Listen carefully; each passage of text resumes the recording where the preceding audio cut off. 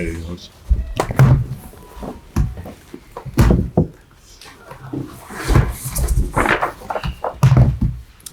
us pray.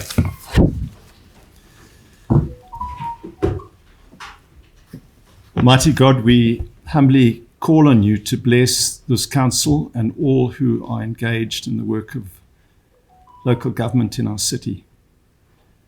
Grant that we all may order all things in wisdom, righteousness, and peace to the honor of your name and the good of your people who dwell in our city.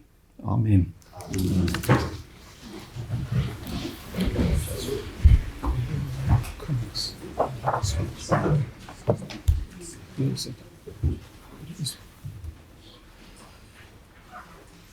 Have you got my speech? Good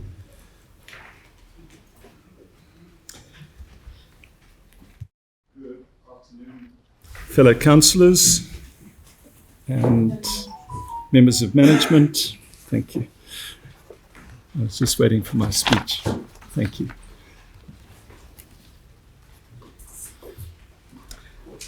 Today is a significant day. We are holding, it seems unbelievable, but our 3394th Full Council Meeting as the city.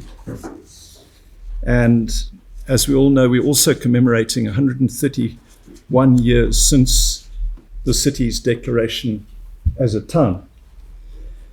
All of us know, however, that beyond that declaration as a town, our city has a very deep and proud history as a location of administration going back centuries. One just has to go to Kami to be reminded that Kami was a capital, a great civilization going back centuries. And we also know that King Mzilikazi came to this location in the 1830s, and he established his capital south of the city. On his succession by King Lobengula, a further capital was established south of the city, and eventually King Lobengula established his capital some 5 kilometers north of where we sit this afternoon. And it's always important to remember that deep, proud history as we celebrate this commemoration of the declaration of a town, because this city, this location did not start with its declaration as a town. The declaration as a town was simply the formation by the colonial government of a town, and we should never ignore that deeper history. But we do celebrate today our city being declared a town on the 1st of June 1894, and it marked the development of a modern day settlement, which saw to the progressive establishment of a municipality on the 27th of May 1897. And as we all know, the mayoral chain bears that date of 1897 as well. I'm advised that Bulawayo had its first mayoral elections on the 23rd of November 1897 and saw the installation of its first mayor, Mr. I.H. Hirschler, on the 24th of November 1897. At that time, council was a lot smaller than it is today. There were only 9 councillors, and we, of course, have grown to 29 elected councillors and more elected on the PR roll. And today, as we hold this full council meeting on the week in which we celebrate the Bulawayo Arts Festival, we must reflect on this remarkable milestone which has shaped our city in its 131 years since its declaration as a town. And through that, we are reminded of this critical decision-making meeting way back in history, but the decisions that we will make today. And the decisions and policies that Council has adopted since the declaration of Bulawayo as a town continue to shape our city's development agenda.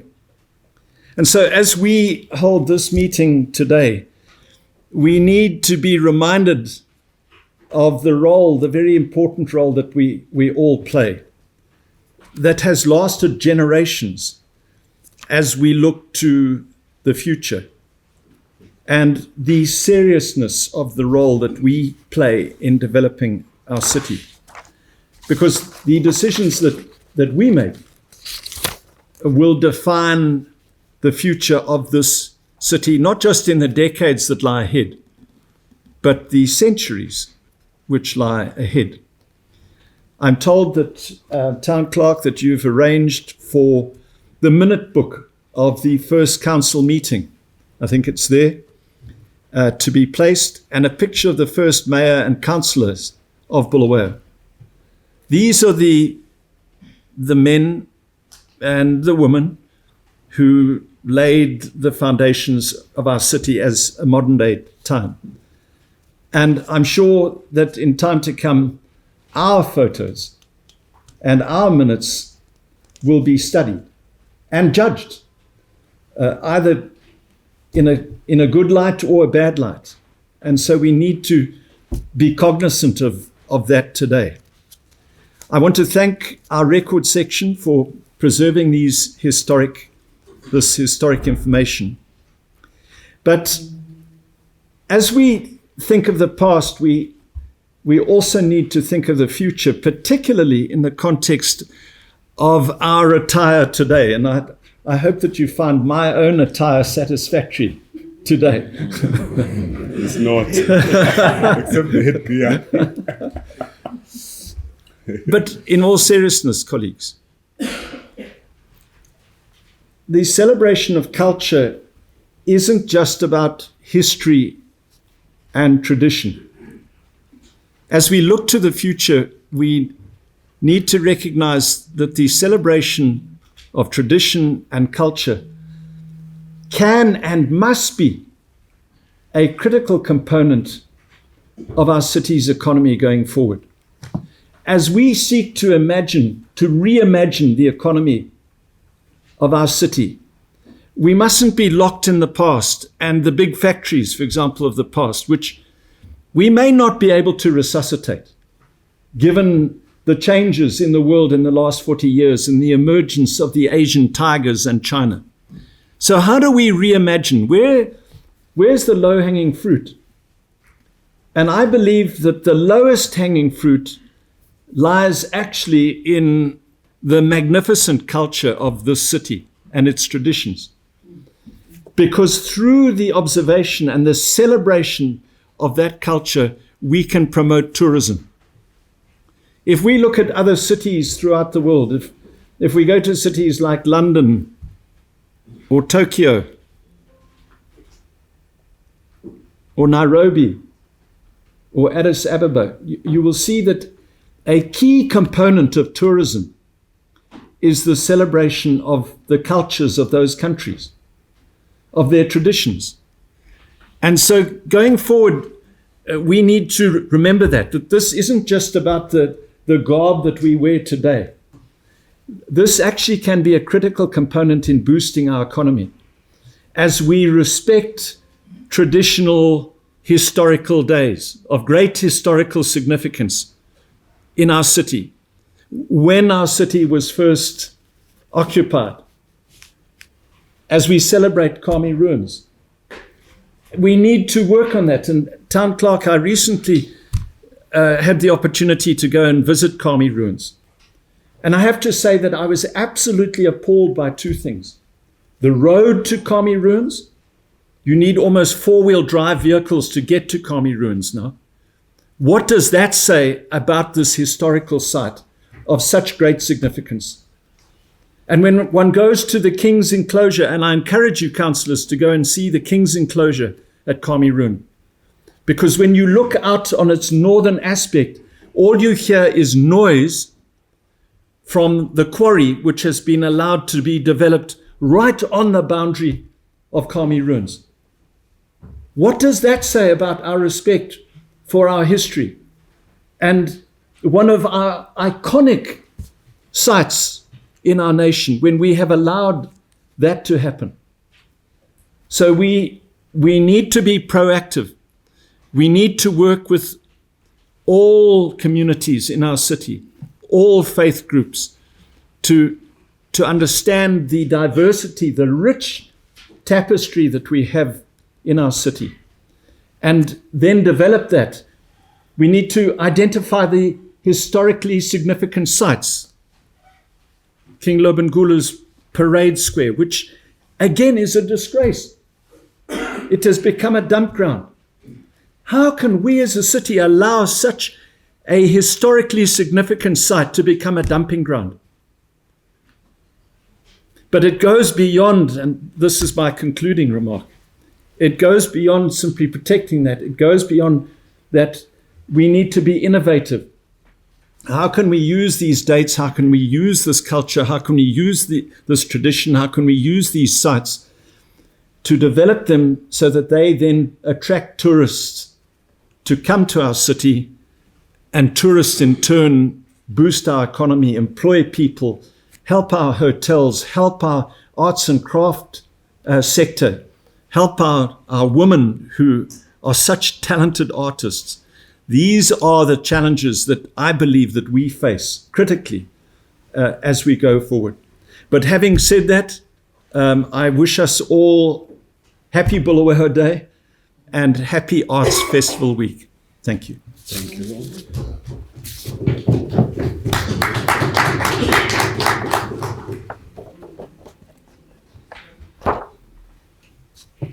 Thank you, Worship.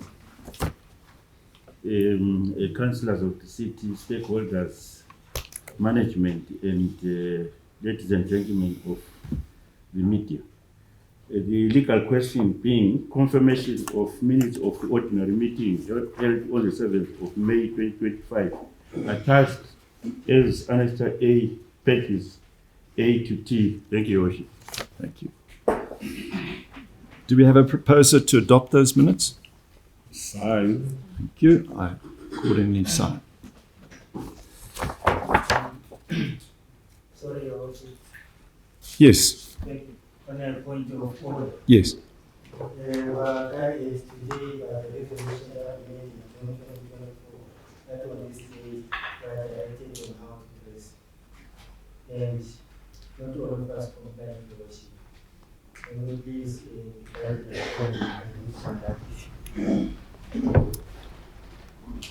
Thank you, Councillor.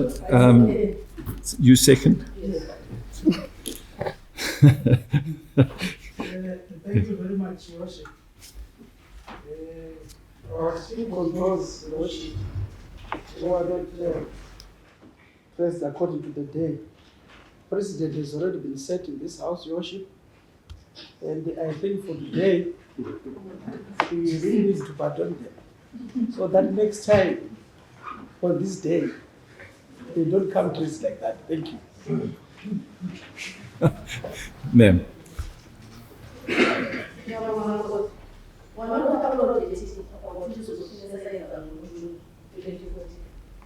abantu abaningi namhlanje yikho sekuvumelekile yabo.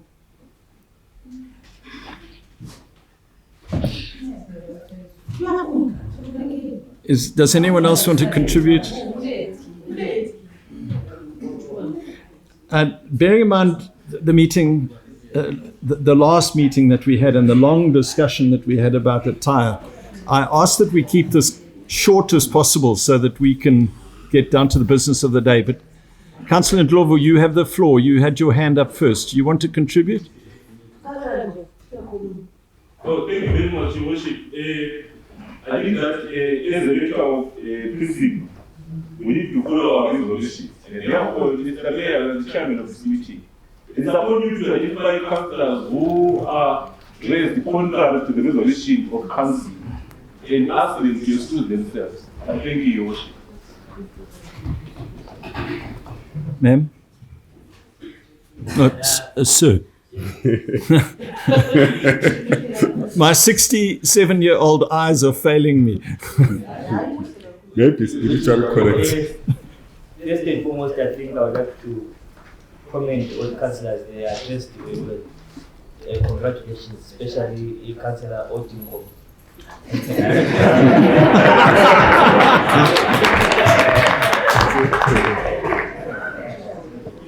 Yes, we have a resolution of 2024, but also in our resolution, I don't think legally it is specific to which culture, whose culture. So it becomes difficult for me to be dressed like this and expect him to be dressed like me, because the resolution doesn't specify which culture. So I think legally it cannot stand. So for the purposes of progress, I suggest we move on with the meeting. Councillors, Thank you, Your Worship. Personally, I recognize this day and I fully respect it.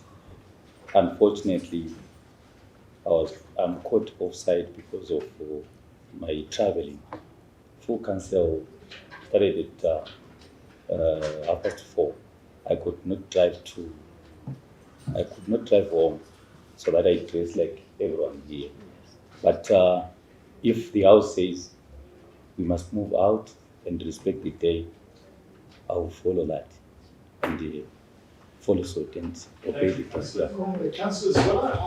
to resolve this, as you recall, I was found wanting in the last meeting in that I was not wearing a suit. I apologized. I accepted that I was in breach.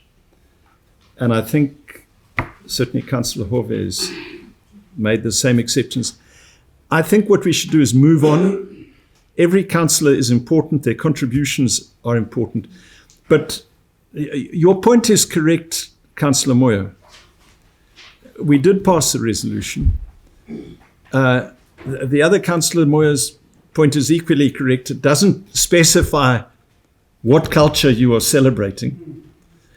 But we ask that every councillor going forward wear dress appropriate to their own culture.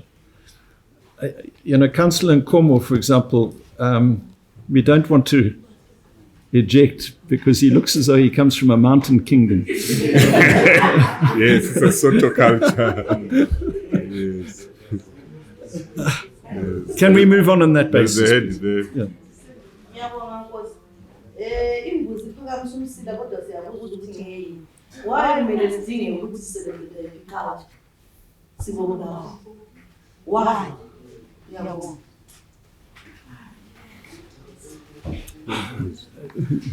It's Mhlanga. Mhlanga. Thank you very much, Worship. You are the mayor of the city, you are the chairperson of this meeting, you are the custodian of the standing rules in order. You are also a lawyer. Can we kindly follow the law? I propose a motion to eject councillors that are not properly dressed before the House, and then we can proceed. Can we follow the law? The law is the law. There are no exceptions. Thank you. There is the law and there is the spirit of the law. You should never forget the spirit of the law. I think the way to resolve this, in my opinion, if I may express my opinion, is for those councillors who are found wanting to simply apologize, as the one councillor has done, and then we need to move on. If you think of the public's response to our debate on this topic in the last meeting, you will see that the general public was deeply concerned about the fact that we were even debating this issue when we've got such serious issues facing the city. And we need to respect that opinion of the general public. Sorry, Your Worship, that is misplaced. As a council, we have got our rules and regulations which we must follow. We cannot come each and every council to apologize for doing the wrong things. That is very wrong. And also the general public should be informed accordingly. They don't know our rules and regulations, which we set ourselves. So, Deputy Mayor, may I interject? Which Yes. of the councillors do you want to eject now? How do we define that? Those, we are the chair, but those we are putting on suits. But this is my culture. Yeah, it's your culture, but It's my there are culture. others. Yes. It's your culture. Yes. But the point, my point, Your Worship. Sorry. Order, My order. point, I had not finished. My point was not about pinpointing individuals, was about us as a council abiding by the rules and the regulations and the decorum of this house. That is what I stood up for. So let's follow that. Last month, you apologized. We forgave you. And today, you're also asking others to apologize. We forgive them. The following month, again in July, others will apologize and we forgive them. No, we should not operate in that manner. Let's stop this once and for all. Let's follow the rules and regulations of this house. I think that, given the strength of opinion, we probably have to put this to a vote. But I think Councillor Mshanga has moved the motion. Yes, Yes. that's fine. So I think that is the way to resolve it. Councillor Mhlanga has moved a motion that those be ejected. Is there a seconder for that? No, I think a motion's been moved. We need to move on one way or the other. So those who are in favour of Councillor Mhlanga's resolution. Mhlanga.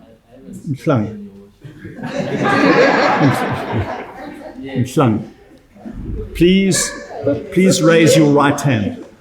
Your right hand.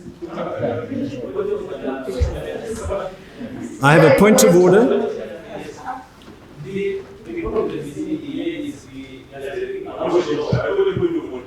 No, sorry. No, but Councillor, please sit down. A point of order is different to speaking on a substantive item. You have a point of order. The question is a resolution. So if we're abiding by the law, what does law speak of in that resolution? It didn't specify what type of culture, whose culture, where culture ended. Two, we are a metropolitan city. We need to be accommodative in that nature. So for us to say we are following the rule, let's follow the resolution. It doesn't specify whose culture. So everyone, I feel, he came here in the full confidence of their culture, and we don't have to question the why. So if we are to follow the rule, let's be guided by that law. Unless if that resolution specifies everything is specified, I don't think this council in their lack of maturity can debate around the law that is in place. So everyone is in the full confidence of their culture. I propose you Councillor, you have to sit down because it wasn't really a point of order, it was more a contribution. Yeah. Sorry, we are going to get delayed on this. We have a resolution, we have a seconder. Those who are in favour of that resolution, put up your right hand. Which one? In favour of the resolution of Councillor Mhlanga. Just repeat your resolution. I move the motion to eject councillors who are not properly placed before the house, according to the resolution you made. Can you remind me the date? Thank you very much. Can we proceed? Do we have a seconder for that? Okay, we have a seconder.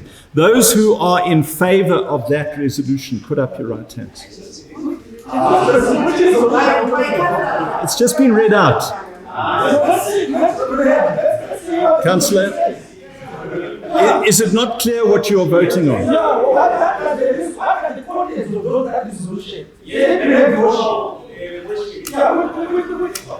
Your Worship, we can't just treat this house like a kindergarten. We are mature people. We are city fathers. Surely. Can we speak on the message? Let's have a solution right there. Councillor, as I said in my own remarks, I share my concern about this because once you even pass that resolution, we then get on to a next stage to determine who is not following their culture. You don't even know the resolution yourself. And who is going to be the judge of that? Who is going to be the judge of that? But I want to test this resolution to see whether we can't nip it in the bud. Contents of the resolution. Yes. Thank you, Your Worship. The resolution is clear. It says it shall be recalled that on the 5th of June 2024, Council will resolve that councillors and staff dresses in traditional in African attire. So, if someone is not dressed in a traditional in African attire, what is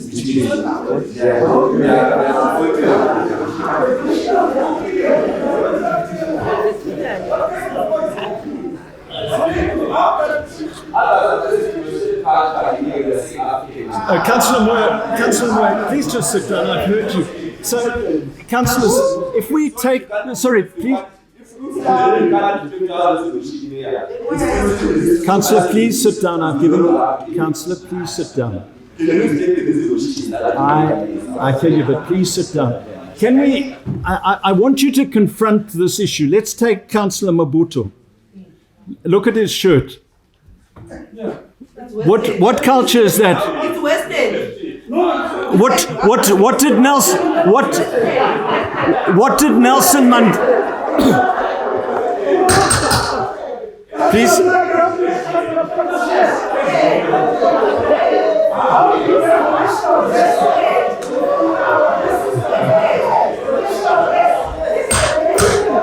Order. Sit down and be quiet. I pose the question, Councillor Mabuto, what shirt did Nelson Mandela wear?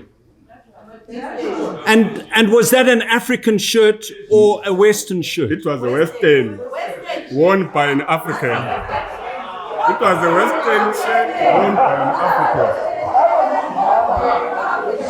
Yeah. Councillor Ndlovu, you have the floor. All right. Thank you, Your Worship. I want to come with a motion of compassion, looking at the precedent that we have set in the past, because I think we are losing a lot of time discussing dress decorum. Yes, it is true we have a resolution, but even in our last full council meeting, Your Worship, you could have been ejected, but through consensus of this gathering, you were allowed to see. For purposes of progress, for purposes of us not being painted in bad light, can we forgive our fellow brothers and move? I think that from today onwards, they have realized the same mistake that you made last time. And if they could perhaps apologize and then we move forward. Thank you. That is what I had suggested, but it appears that there are some who do not like that compromise. Are you persisting in your resolution? Yes, on my motion. I think we all received, all councillors received the notice on the 2nd of June, with 2 days to prepare for this council meeting. I'll also read out. It says councillors are being reminded. They are being reminded of a resolution that you know. So, can we kindly respect the resolution? I will read again. Councillors are being reminded. What are you reminded about? Something that you already know. You guys want us to... Let's read. Councillors are being reminded of a resolution they passed. They were here, they passed the resolution. This is not new to them. Can we ask the councillors that are... All right, Councillor, we've heard you. Please sit down. We are going to go round and round in circles, and we are going to be here until breakfast tomorrow. We have a resolution, we have a seconder. I think we need to vote on it. Yes. So, your resolution is that those who are not wearing cultural attire be ejected. Is that correct? Yes. And it has been seconded. Yes. Those who are in favor of that resolution, put up your right hand. We need a counter. We'll need a counter To his proposal before we vote. Yeah. So Would the Chamber Secretary please be the counter? No one I'm saying if propose something, someone should oppose it. Then if we have got two proposals, that's when we vote. But currently we've got one proposal from Ashton Mja.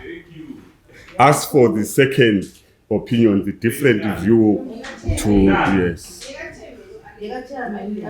All right, I hear what the Deputy Mayor is saying. We have one proposal, which is that they be rejected, which is seconded. The second proposal comes from Councillor Ndlovu, who says that they should be forgiven. Do we have a seconder for that second? We do. So who are in, and who's going to be the counter? Chamber Secretary, a neutral. Those in favour of the first resolution, put up your right hand. The council resolution.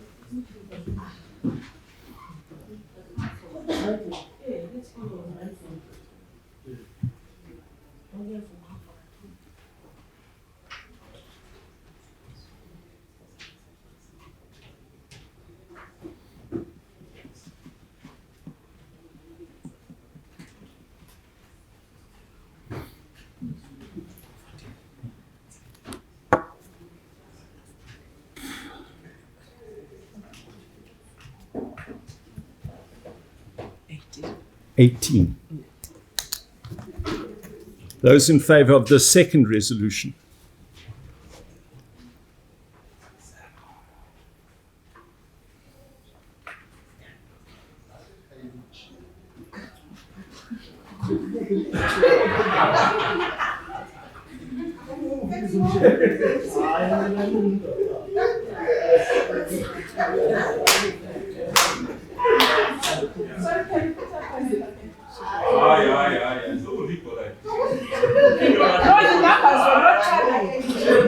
Yeah, but they abstain. Some may abstain.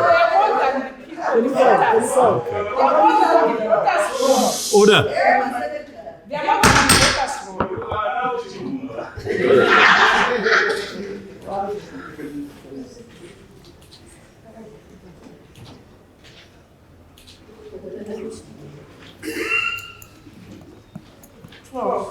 Those who wish to abstain.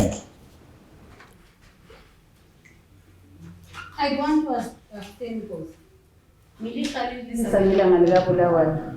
Uhluphe ngilalo ukuthi nxa selihlukanisa kumele liqale resolution le amend state ukwenzela ukuthi kusasa sanele ukuthi sibone We are now voting. awubhalwe phansi. Ma'am, unfortunately, with respect, we are voting, so we can't put in further debate. I'm sorry.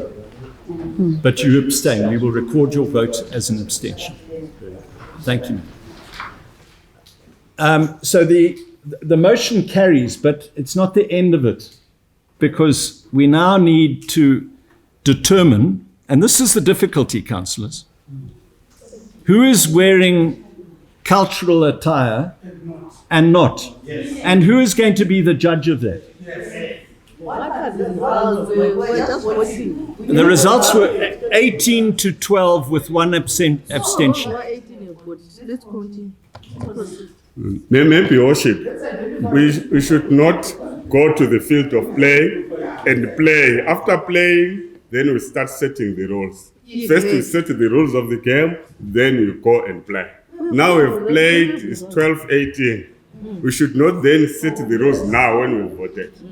I think But Deputy Mayor, who is going to be the judge? that was supposed to be the first question before subjecting councillors to a vote. Yes, we cannot subject councillors to a vote, then we start debating rules and regulations thereafter. It's not. My point is, we're not supposed to vote if we did not know who was chapter out.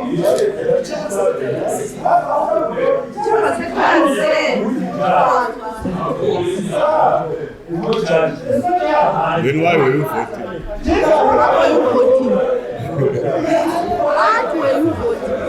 This is pathetic. It's absolutely pathetic.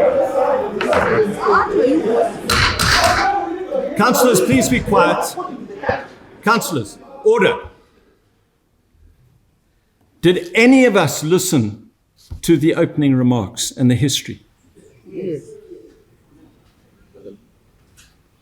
How are our children and grandchildren going to consider us when we have such serious issues and we have reduced this council to this debate? I raised the issue, Deputy Mayor, you are out of order with respect. I raised the issue prior to the vote regarding who would be the judge. It was ignored. But you are the chair, you allow the voting to continue. You are not supposed to allow the voting. But it was ignored. You are chairing the meeting. So who is going to be the judge, Deputy Mayor? You are chairing, Your Worship. So will I be the judge? You are not supposed to let the voting continue before the issues you raised were resolved. You are the chairperson. We are chairing. You don't allow us to go to a vote before we resolve outstanding issues. No, the chairperson was not supposed to call the vote when he asked for the chairperson. That's the point. No, Councillor Moyo, you have the floor. We have a resolution we will now take. But now we are voting because we voted to those that are against the resolution. We have lost, now we are changing the game rules. No, if this is a total plan, I can't give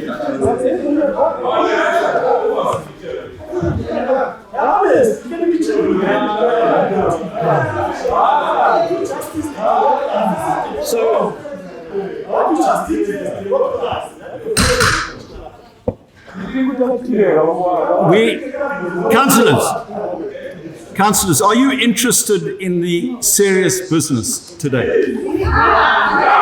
So if you are interested, who now is going to be the judge? No, but who is going to be the judge? For example, is Councillor Mabuto. So are you going to be the judge?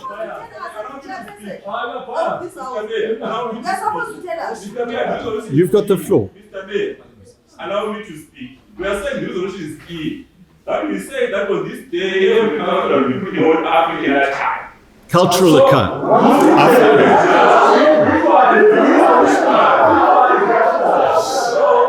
So it's self-explanatory. Because the mayor is aware what they will give that was the motion. Yes. I want to change the rules of the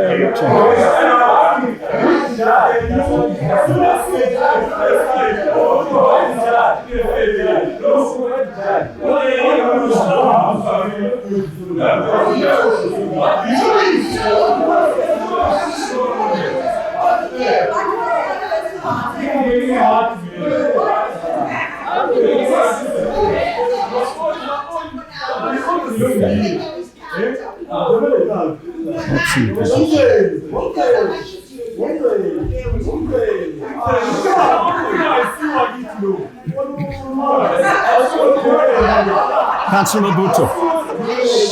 Order. Councillor Mabuto has the floor.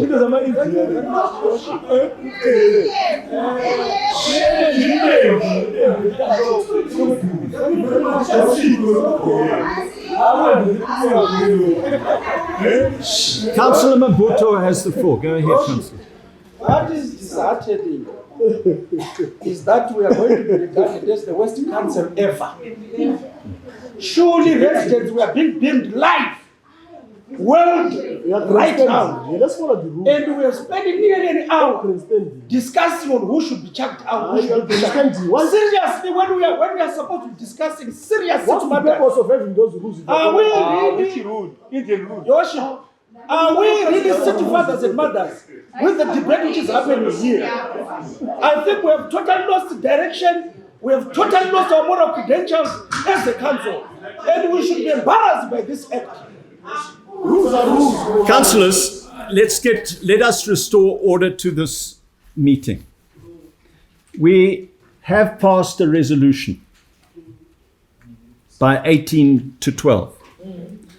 That resolution now needs to be implemented.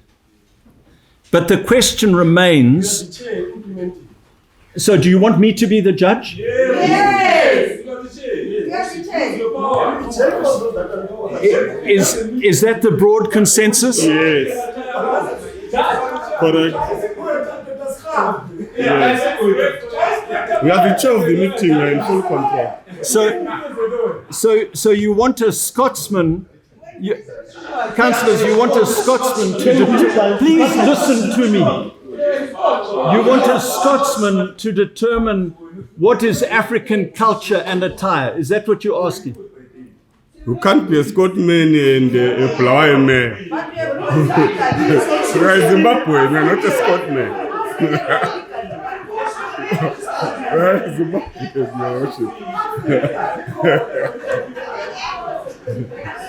Worship. You've got the floor.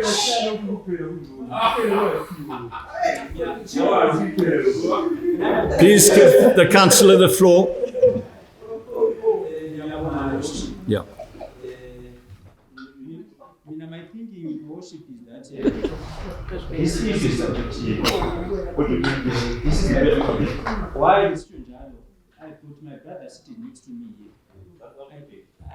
Can I be protected? Yes, you are protected. Yes, Continue. I put my brother sitting next to me here. This is I remember even my events which has been hosted by the president. And who am I? They've been saying this is a national place. But our charter was to initiate that. How can you do it? We are not speaking of this one. He's okay. We are not disputing. Yes, slow. The same applies to Councillor Mohammed. It's closer. It's closer. Different culture. You are still protected. So what I wanted to say, we want to and he's African. It's a Soto attire. He's also protected. Yes. No problem. Please give the councillor the floor and show basic respect. You've got the floor.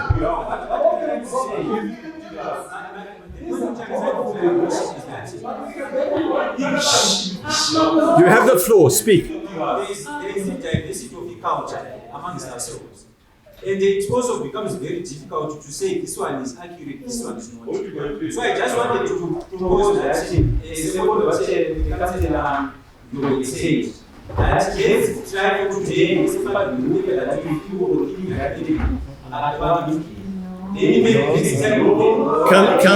Councillor, the problem with that, what we're trying to do is order this meeting. The problem is that we have passed a resolution. That resolution has to be respected.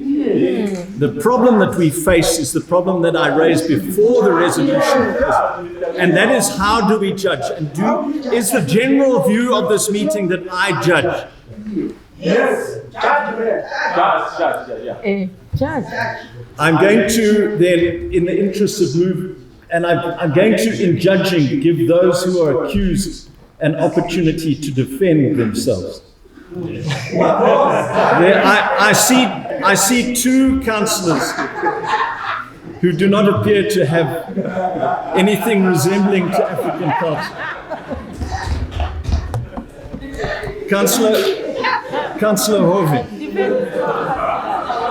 Would you like to justify yourself that you are wearing African? Unfortunately, I cannot change or shift from what I said before.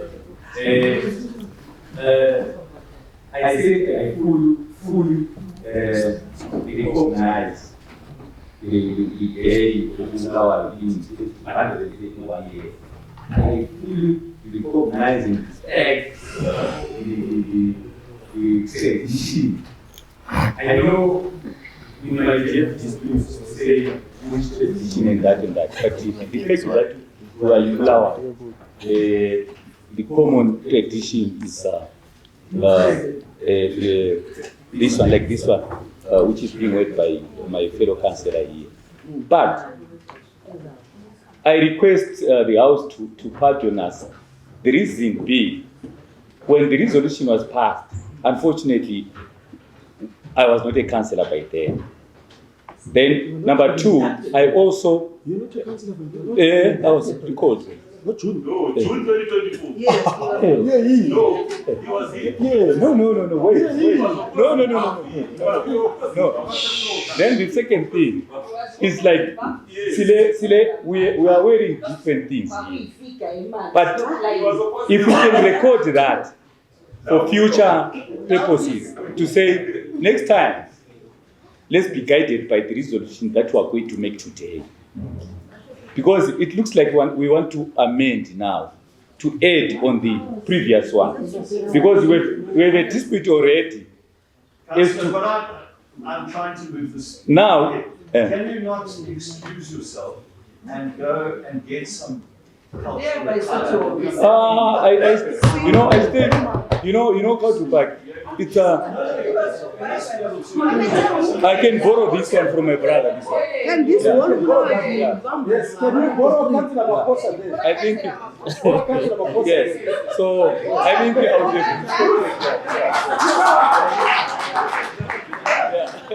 So,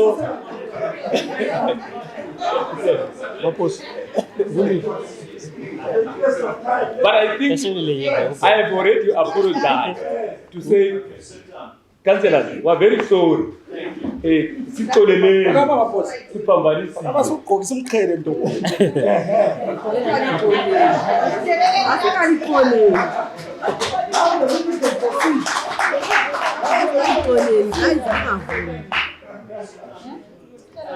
Councillor Maposa, I'm going to give you the benefit of the doubt because Nelson Mandela. Yes. I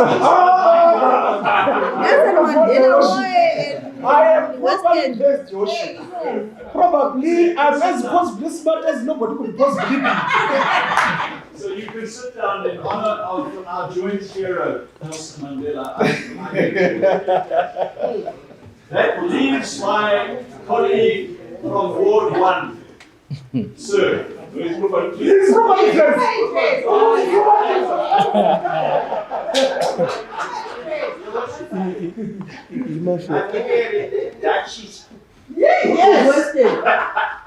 think that qualifies as a Nelson Mandela.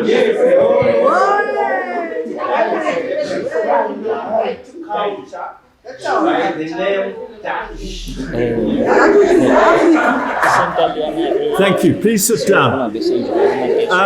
Are we agreed that Councillor Zida is wearing Zimbabwean national dress? So are there any omissions now? I don't think there are. Can the meeting continue? I think we have rectified everything, Your Worship. As we move forward, let's respect the rules and the regulations of this House. In the future, all councillors who are not properly dressed for this meeting should be ejected without any debate. And it's upon the chairperson of the meeting to recognize that and make it implemented by the relevant office. Thank you, Deputy Mayor. We now move on. Can we, with the Chair of the Future Water Supplies, please present their report?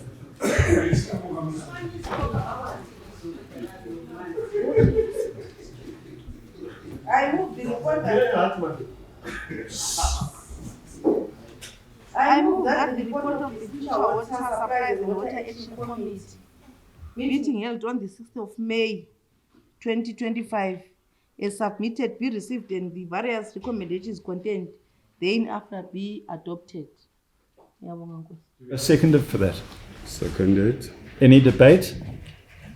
Move. Debate? What item?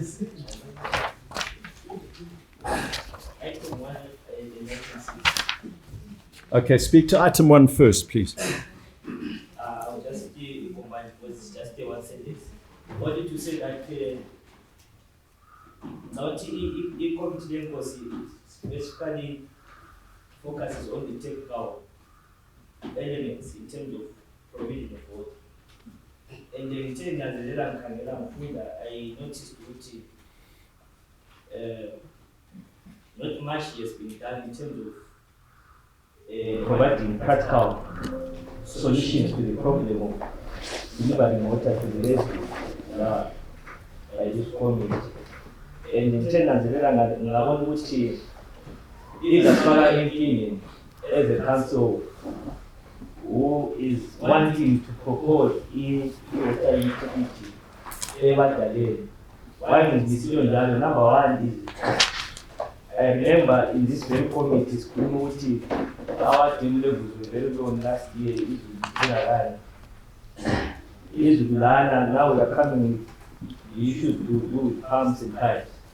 So, who the committee cancel everything, stories, or you cancel create a problem in reversing, trying to market the water utility, or trying to push is a committee to buy into our second idea. I'm speaking this not my voice, but the sentiments that we are hearing from the ground. These are speaking good money. We don't have water for the past 2 weeks. The technical team, I think, not only must focus on the figures, but it must also detect where there might be a problem in the near future, so that it guides even our engineers on what to do. We can understand that there's a cordial relationship with the engineering department. But there are other solutions which have been proper since they were up to now. They are no longer, or they are not addressing the fundamental problem of Amman. And as a result, the council is so long, the council Elaman. And everything about is coming is watching. We are deliberately causing this problem in trying to promote something that is against humanity. And so in there is a single problem. Kumakombo namhlanje ukuthi likunaze nasi siza kamizi siya propose a water utility. Those are the issues that will come. So that the committee too is not doing enough in terms of coming practical solution to the question of Bulawayo. We have been hearing about procurement for a long time. So we need solutions that are beyond that mechanism. This committee must be wise enough to be thinking around those things. So now we are having maybe sitawang beyond what someone driving that people find collect ama bills as a committee. They will tell us our going is when you are going to deliver services, especially on the question of water. So whatever anything and the end honestly. Ultimately, because they are telling us it's our short-term measures address the situation now beyond factors that are affected by all procurement. What says Nancy Lamanga did have today, and the good of Kubutina Mazanetu, Udomazanetu, or water utilities marketing because it will be taken in other ways. So, in terms of women, the task committee, Nancy, you are cool.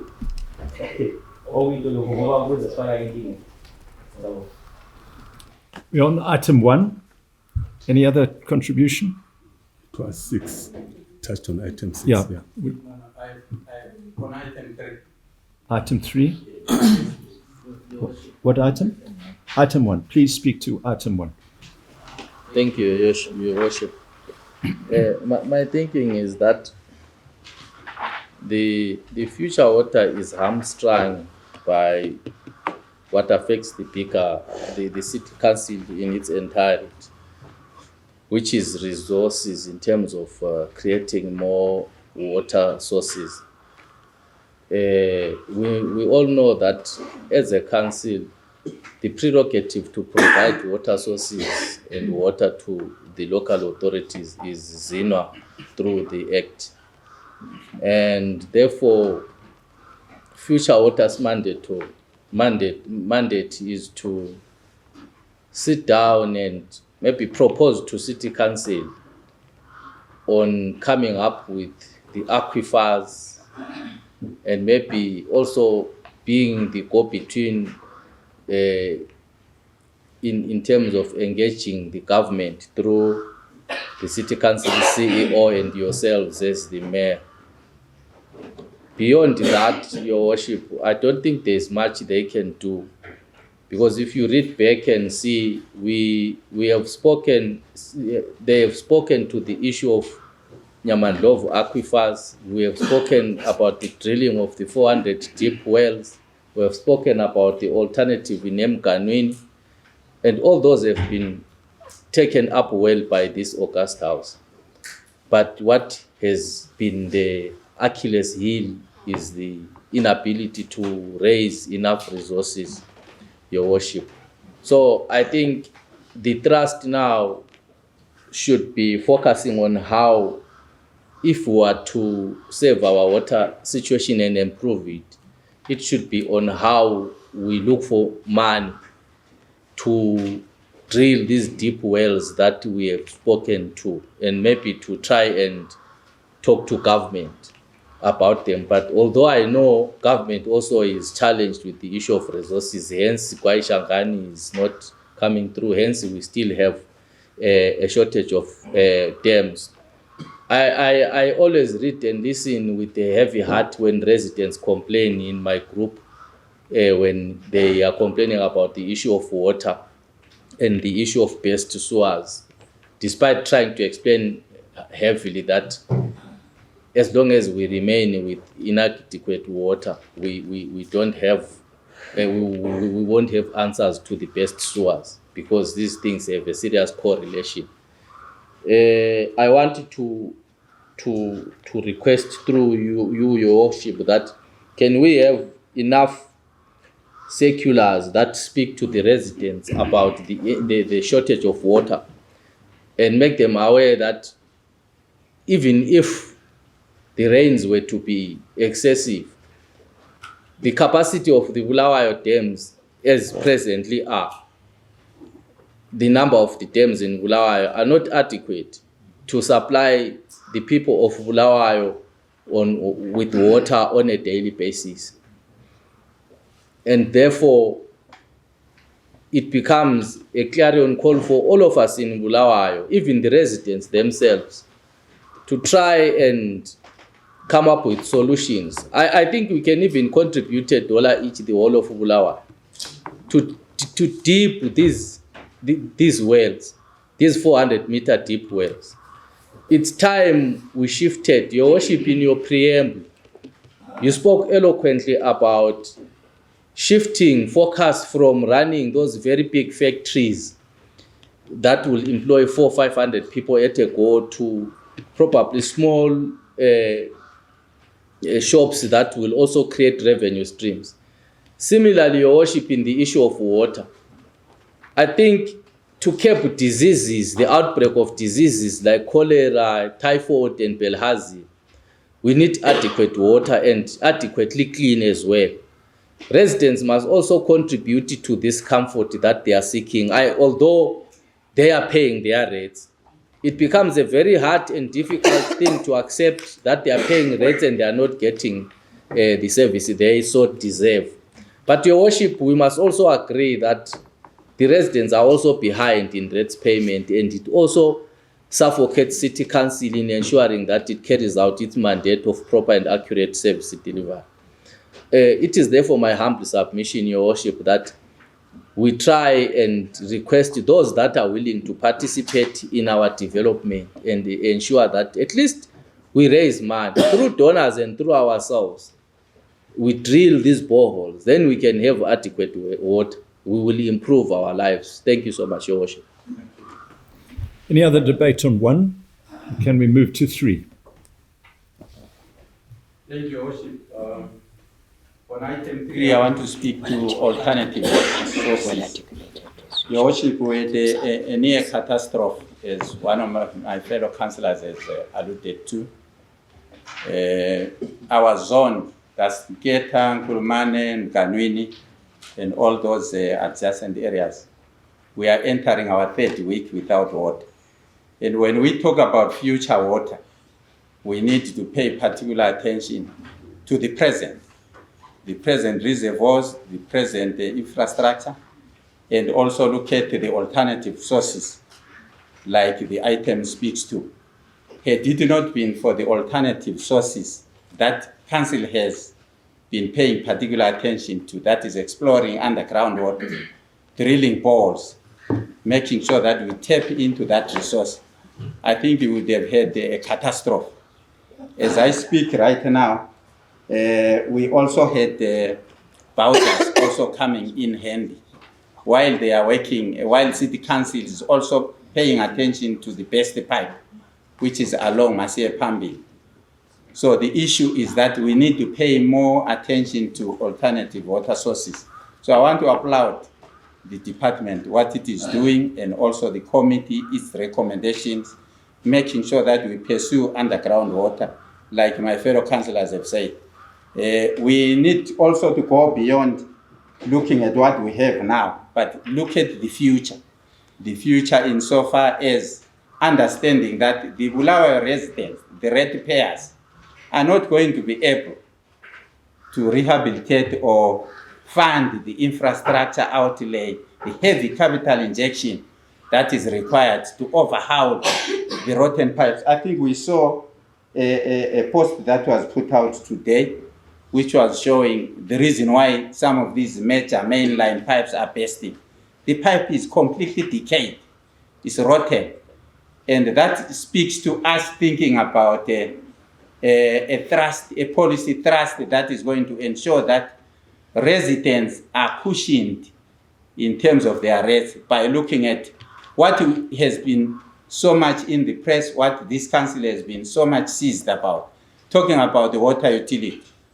I think this committee must really think seriously and deeply about supporting the water utility that we are talking about, because it is going to open up avenues for funding, avenues for upgrading our pumps, for upgrading our pipe infrastructure. And right now we are talking about Makwekwe Reservoir being rehabilitated. It is leaking and there is work going on. According to the report, there is work going on. Department is seized with that one. Those are heavy capital injection projects. So I want to challenge this committee to make sure that as we look forward into the future, we need to think about tapping into the opportunities that go with the water utility. Thank you. Further debate? Yes, so thank you, Your Worship. Item 6, I was reading a report the Bulawayo Water Committee, and cementing what our previous councillors have said, Councillor Matang and Councillor Ndo. I think the current challenge needs an urgent attention. So I'm of a recommendation that Your Worship, if it's possible, we have a joint meeting of this committee, Future Water, the Engineering Committee, and the Finance, so that we sit down and come up with a very urgent solution to the question of shortage of water in Bulawayo. Because as I'm reading and seeing a situation, there are sentiments that maybe Future Water have come with certain recommendations to solve the situation, but the problem is on the resources and the financial muscle of the City of Bulawayo.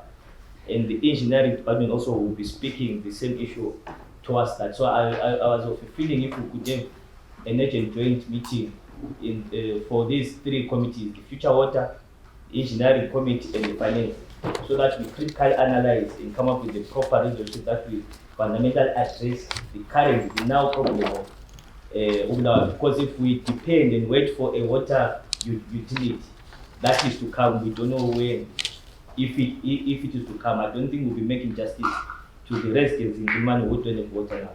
So I think maybe to clear the air, we need to sit down as three committees and understand what could be the problem and what is the immediate solution. So that's my recommendation, if this council could adopt that. Okay. Councillor? Thank you very much, Mr. Mayor. I rise to second the proposal made by Councillor Moyo. As we speak, Mr. Moyo, Mr. Mayor, residents of Country Park, Lopemula, Makwekwe, Pumula, and other areas faced by the Makwekwe Reservoir have gone for between 2 and 3 weeks without water, and that is causing a serious health catastrophe in those areas. And therefore, as council, it is upon us to really go down to the challenges and delve deeper into them. But I think that for this committee to go it alone, because this committee deals with water and raw water, we need to bring in the Environmental Management Committee and the Engineering Services Committee, together with the Finance and Development Committee, to really see to it that they solve this crisis, whether is it finance, is it water reticulation, whatever the problem is, so that we actually solve the challenges facing the citizens of our great city, Bulawayo. And with that said, Mr. Mayor, I want to fully welcome and second the proposal made by Councillor Moyo. Thank you very much. Thank you. We'll come back to that. Yes. Yeah, I just want to protest the point which is raised by Councillor the worship, the other part has already been covered, but I also wanted to stress the point which we are now 2 years into office worship, and I'm quite sure we have been having the same challenge over the years. This is a challenge that we have had probably from around 2000, the issue of electricity in our country. Right now, I was in the morning, I was talking to one of the plumbers, because the bigger part of the water which I say to worship, he actually amanzi from Bulawayo Reservoir, and amanzi kumele aqale appoint to institute lesana ukuthi amanzi to most high places. I know it's not only peculiar to my ward. Most places they get amanzi from institute lesana. And I had some joy in the morning when I was being told that amanzi are being pumped into the tower so that we can then deliver to the residents. But the unfortunate part, which is so disappointing, which I didn't go to, that I was later informed that ZESA was disconnected our pump, and they were now putting the cash power on the pumps, which then disturbed the whole system. When we were going for, like other areas, we were going for more than 2 weeks now. My area where I come from, where I reside, this is today we'll be marking 2 weeks from without water. And we now have understand it is this how to cash power, and it's now disturbing the system. I wanted to, if possible, worship, let's try and pursue the solar system so that we don't fully rely on issue, so that we don't fully rely on this. We've got no control over whatever happens. And I'm quite sure if ever we have to look for our donors, I know at some point once proposed they could actually help us with the funding for the solar systems. Let's try and pursue that so that in the event of which ZESA gives us challenges, we can always put forward for solar. Because as we speak right now, we are definitely going to go for more than 2 more days just because of the issue of electricity. So that is the proposal. I'm just practicing on what the other councillors are saying now. Does anyone else want to contribute? There is a resolution which has been supported. It seems to me that there's a broad consensus that resolution be carried. Are there any who speak in opposition to that? No? Is there any further debate regarding this report? I do want to contribute to it, but before I do, I just want to see, is there any further?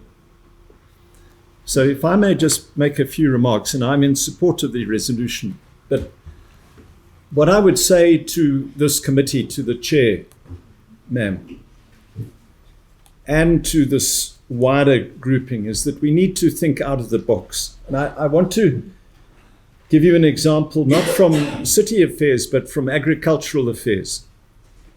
I have a colleague who farms in Matabeleland South, and he, a number of years ago, brought a group of Israelis out to help him with modern irrigation equipment. And because he said to them that they had a water shortage. And when they came out to see the operation, they actually laughed. And they said, do you realize that Matabeleland South, which is our driest province, has 7 times the amount of water that Israel has. 7 times. They said you don't have a water shortage. You have a technological problem. And I believe that the same applies to our city. We have these perennial water shortages, but in fact, with the right technology, with the right funding, we have an abundance of water. And we need to be looking at the following things. Firstly, our reticulation system. We have this figure of 48% of non-revenue water. We are losing a vast amount of water. That has to be addressed. Then we need to look at the environmental problems that we've spoken about in terms of our catchment areas. Why is it that our dams are only sitting at 47 or 48% with such good rains? What do we do to those catchment areas to rehabilitate them? Then we need to look at the recycling of water. Do you know that the residents of London drink their water 20 times? It may seem shocking, but that is a fact. The City of London recycles its water 20 times before it is finally discharged for the last time. And we need to be looking at similar technology. We've spoken about Nyamendlovu. We've heard from the Botswana experts who say that there is perhaps an abundance of water there. That has to be pursued with larger diameters, deeper boreholes.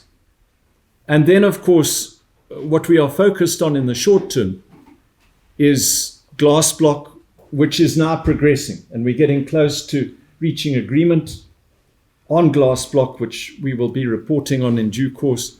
And of course, Gwashangani.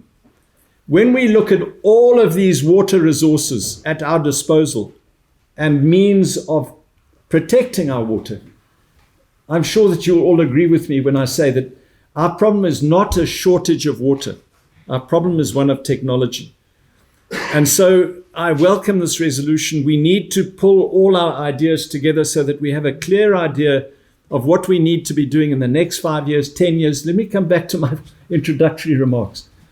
What is our 10, 20, 30-year, 40-year plan for the city? What legacy are we as a council going to leave the people who follow us in terms of water? And so this is a critical thing that we have to do. Thank you. Can we move the report? But would you like to respond, ma'am? Ngiyabonga Nkosi. Ngizaqala ngokuvuma umhlangano ohlelwe ngaphambilini.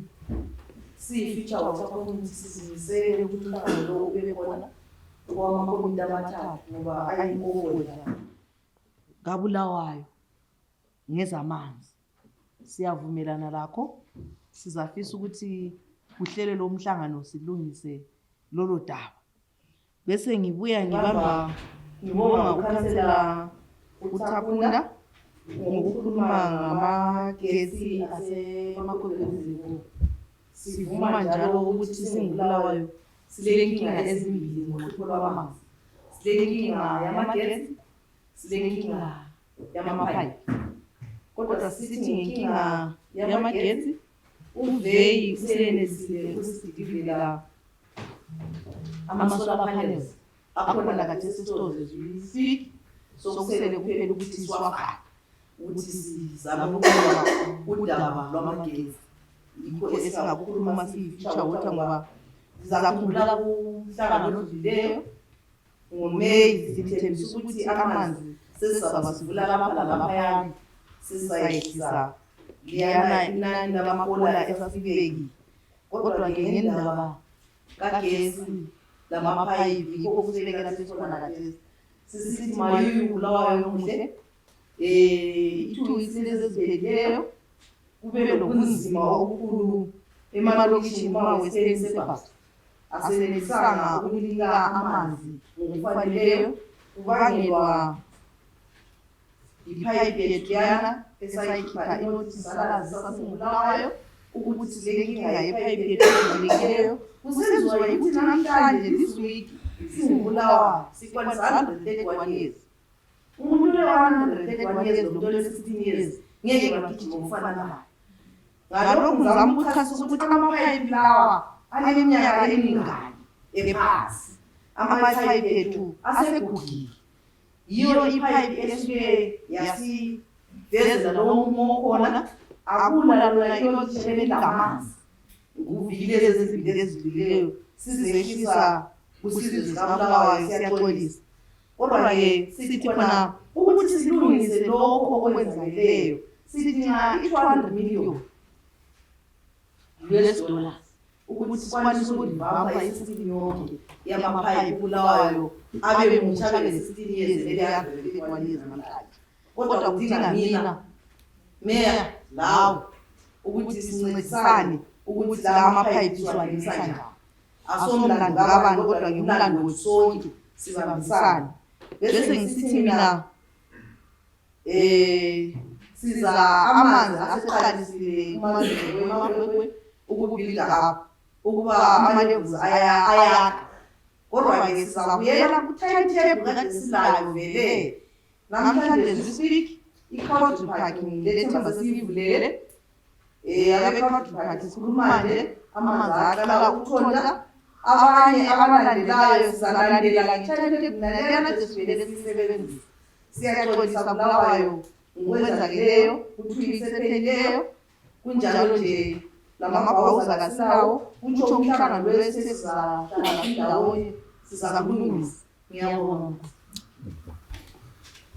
Can we move the report?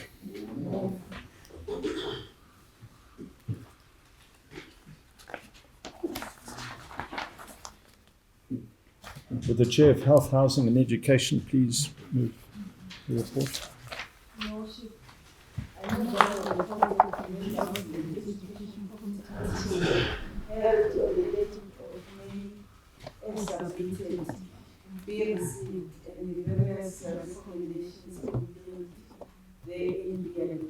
Thank you. Do we have a seconder? Thank you. Any debate? Councillor Nkomo. Item 22. So before that, one. You have the floor, Councillor. Thank you very much, Mr. Mayor. I'm sure you will agree with me that the past month, May, has been difficult, very difficult for the people of Country Park and the surrounding areas because of smoke that were emitting from Ghost Mine and site.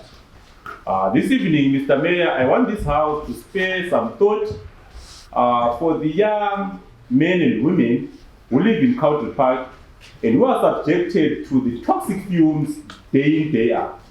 I want us to spare some thought for pregnant young ladies who are miscarrying because of the toxic fumes emanating from Ghost Mine. And these people are not sure whether they are going to be able to have babies in the future because of our own making. I want us to spare some further thought on the old ladies, old men who are on chronic medication.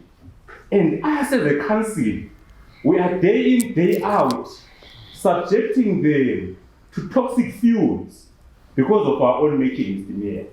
This is unacceptable, and no person should live under those kind of conditions, Mr. Mayor. So my question, Mr. Mayor, I've got three questions this evening. The first one, what is stopping this committee to come up with a permanent solution to the challenges in Richmond Field Research?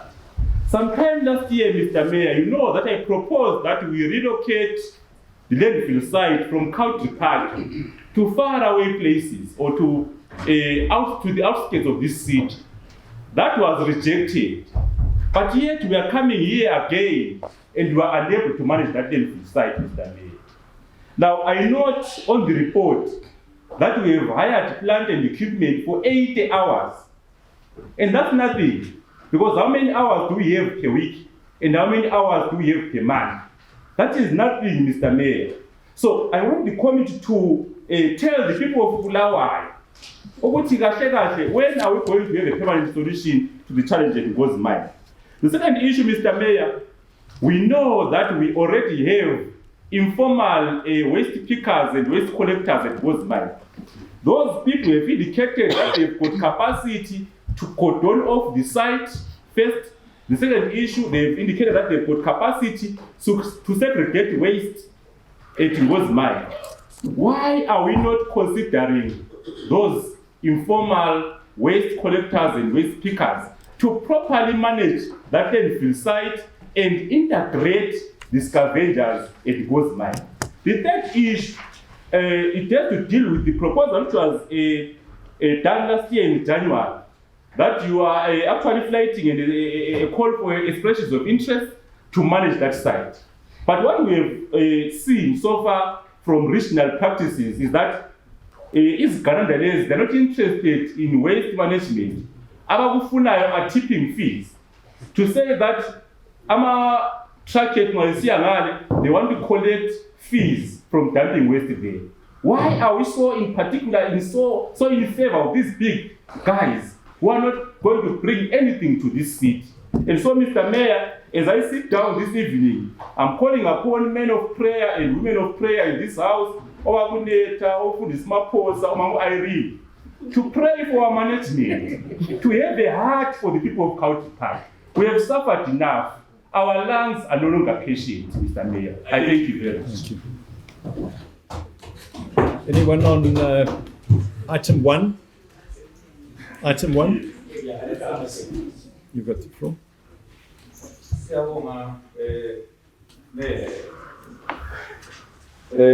Ngisukumele yini ukuthi mina ngithi ngisekelana lo councillor oqeda ukukhuluma kade esundo ukuthi kathi kule mfihlo yani eyenza ukuthi nxa sithi ingozi mine kayisuswe laphana because kayisayenzi sidala umkhuhlane eCounty Park. Sibe sisithi thina njengobulawayo siyakuignore lokho. We don't want to move that dump site to other areas far away from residents. Sicela ukuthi ingazelo naleyo iphume ukuze abantu beCounty Park bekuzwisisa ukuthi why are we still sticking to say sifake izibi laphana khona sokuhlala abantu. Currently there's a development 100 meters, less than 100 meters away. Houses are being built there. But we are still dumping there. What is it that we are trying to do? So, nisukumele minuti. Nisekele ukuthi i-suggestion yakhe, i-proposal yakhe ukuthi ingozi mine kayisuswe laphana. Nxa kungela solution, immediate solution. Nisekele ukuthi kayisuswe with immediate effect. Thank you. We're on item 1. Yes. Item 1. Item 1. Okay, Councillor Mbunda. Thank you very much, Lord. I rise here to speak on that Richmond Central landfill. Your Worship, I think as a city, we are failing to tap into the resource which is there, to utilize it, generate income. The fires which are being spoken by fellow colleagues here are emanating from gas called methane. That site is pregnant with gas, which needs an investor to come and extract that gas and put it to good use for the benefit of the city. I think that is what we should be seized with as a local authority. Even if my colleague is saying it's a long term, but the only solution is to manage that landfill, right? And I've stated that the reason why these fires continue to break out, it is because of gas which will be coming out. So we really need to find a partner who would extract that gas for the benefit of the city, and also to create a healthy environment for the resident in County Park. Those are my brief submissions, Your Worship. Thank you, Worship. I want to take you across the western suburbs into Ward 25, the ward that I represent. From where I stand, my worship, I want to commend the cleansing department, because when I did a tour and went around the suburb, I found that the community sweepers that we have engaged, they are doing a fantastic job. And they are actually winning the war against the dumps and the littering that has always characterized our public spaces. But however, we had a little challenge a few weeks back when the community, when our compactor trucks were down, where these community truckers had to then ferry the refuse right across. Instead of going to the transfer stations, they were taking it right up to the landfill site. But as I speak to you right now, the situation is improving, and I want to commend the community sweepers and also the cleanup campaigns that we have been holding. Our suburb is looking a lot better. But I'm a bit worried now, not a bit worried, I'm very, very worried about some of our residents. So I'm rising to emphasize this point to say, I think we need to do a lot of awareness raising. Because there are some people, some of our residents, who actually embark upon a journey, carrying litter bags, going into far-flung areas of the city, the periphery of the city, to dump litter there. Some people actually drive cars to drive waste that you can imagine. Tile waste, asbestos waste, tires, old TVs. So I want to appeal to all councillors here to make it a point that in each of the, can we speak to the issue of public litter dumps? Because this thing is really gonna hurt our image, it's going to damage our image in terms of how the people have perceptions about Bulawayo. Thank you very much. Man. Is there anyone still on item 1? Okay, item 1. Thank you, Your Worship. Basically, I wanted to say and re-emphasize that it is very important that we respect and honor, especially the resolutions which are made by this House. If councillors give a resolution, it must be implemented. If there are any technical issues which might affect that resolution, we believe in internal communication. It contributes to all purpose of the existence, especially on these councillors from a country back. I understand their pressure. When they come here and try to suggest solutions, and in return, those solutions are not respected and put into consideration, their role is undermined and their experience comes into question. Therefore, I want to really energize and concur with the Councillor to say your prayers, I think, will be answered. I think yes, our management must be or will be a listening management. But most fundamentally, I wanted to suggest that probably if it is allowed or if it is okay, so that this management can meet the 3 councillors from Cow specifically to understand why is there a delay in that resolution to be implemented, or rather, what are the issues which are then taking place. After that, this management, this council, must initiate an urgent meeting with the stakeholders of Country Park and the residents to fully explain itself, so that it becomes a responsive council. I know the burden of trying to defend the council when it comes to the residents, but the residents don't understand the technical issues which will be happening in us. So to bridge that communication that can result into a contradiction, when this management is explained the factors affecting the resolution to be implemented to the councillors, then they must move forward to go engage the residents indirectly. I think that's the culture which we need to build as this council, to be a responsive council to the problems and the challenges of the residents, not just act in another way, which is mafia in its description and outfit, is dangerous.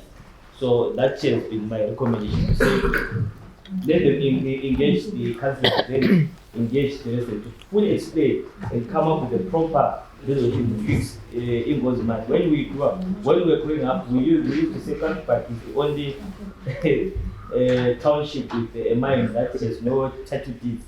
Ingo's mine. So I think that issue has to be very much addressed. The residents are there the way of our friends and our female friends there who are suffering from that smoke. So I think it has to address as a matter of fact.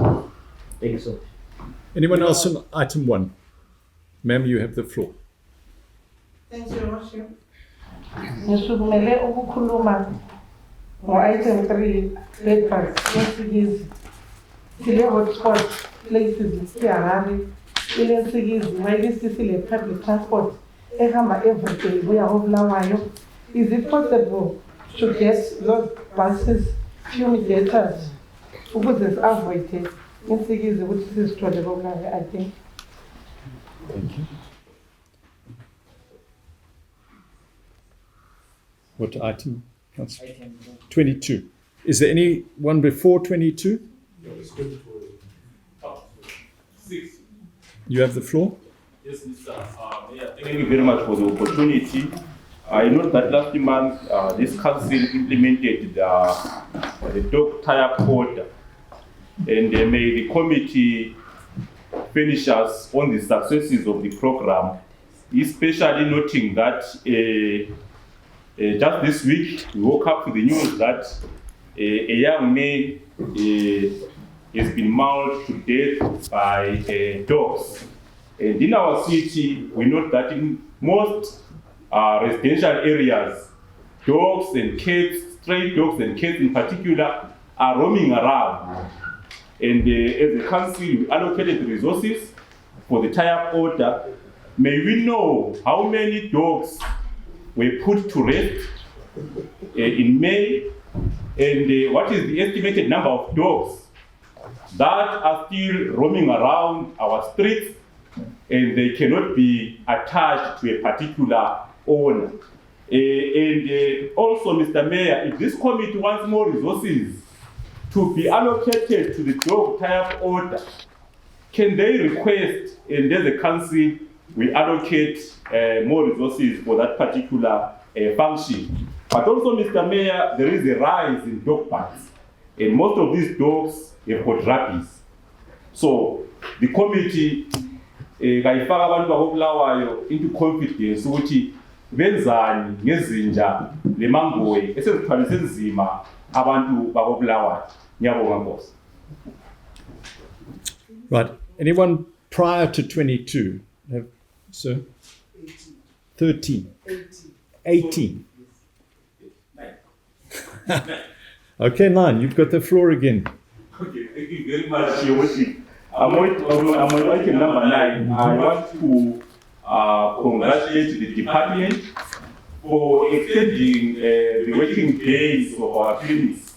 I note with appreciation and great gratitude that from the 18th of May 2025, our clinics are now open on Sundays from 7:30 a.m. up to 4 p.m. This is to allow working caregivers to be able to access clinic services.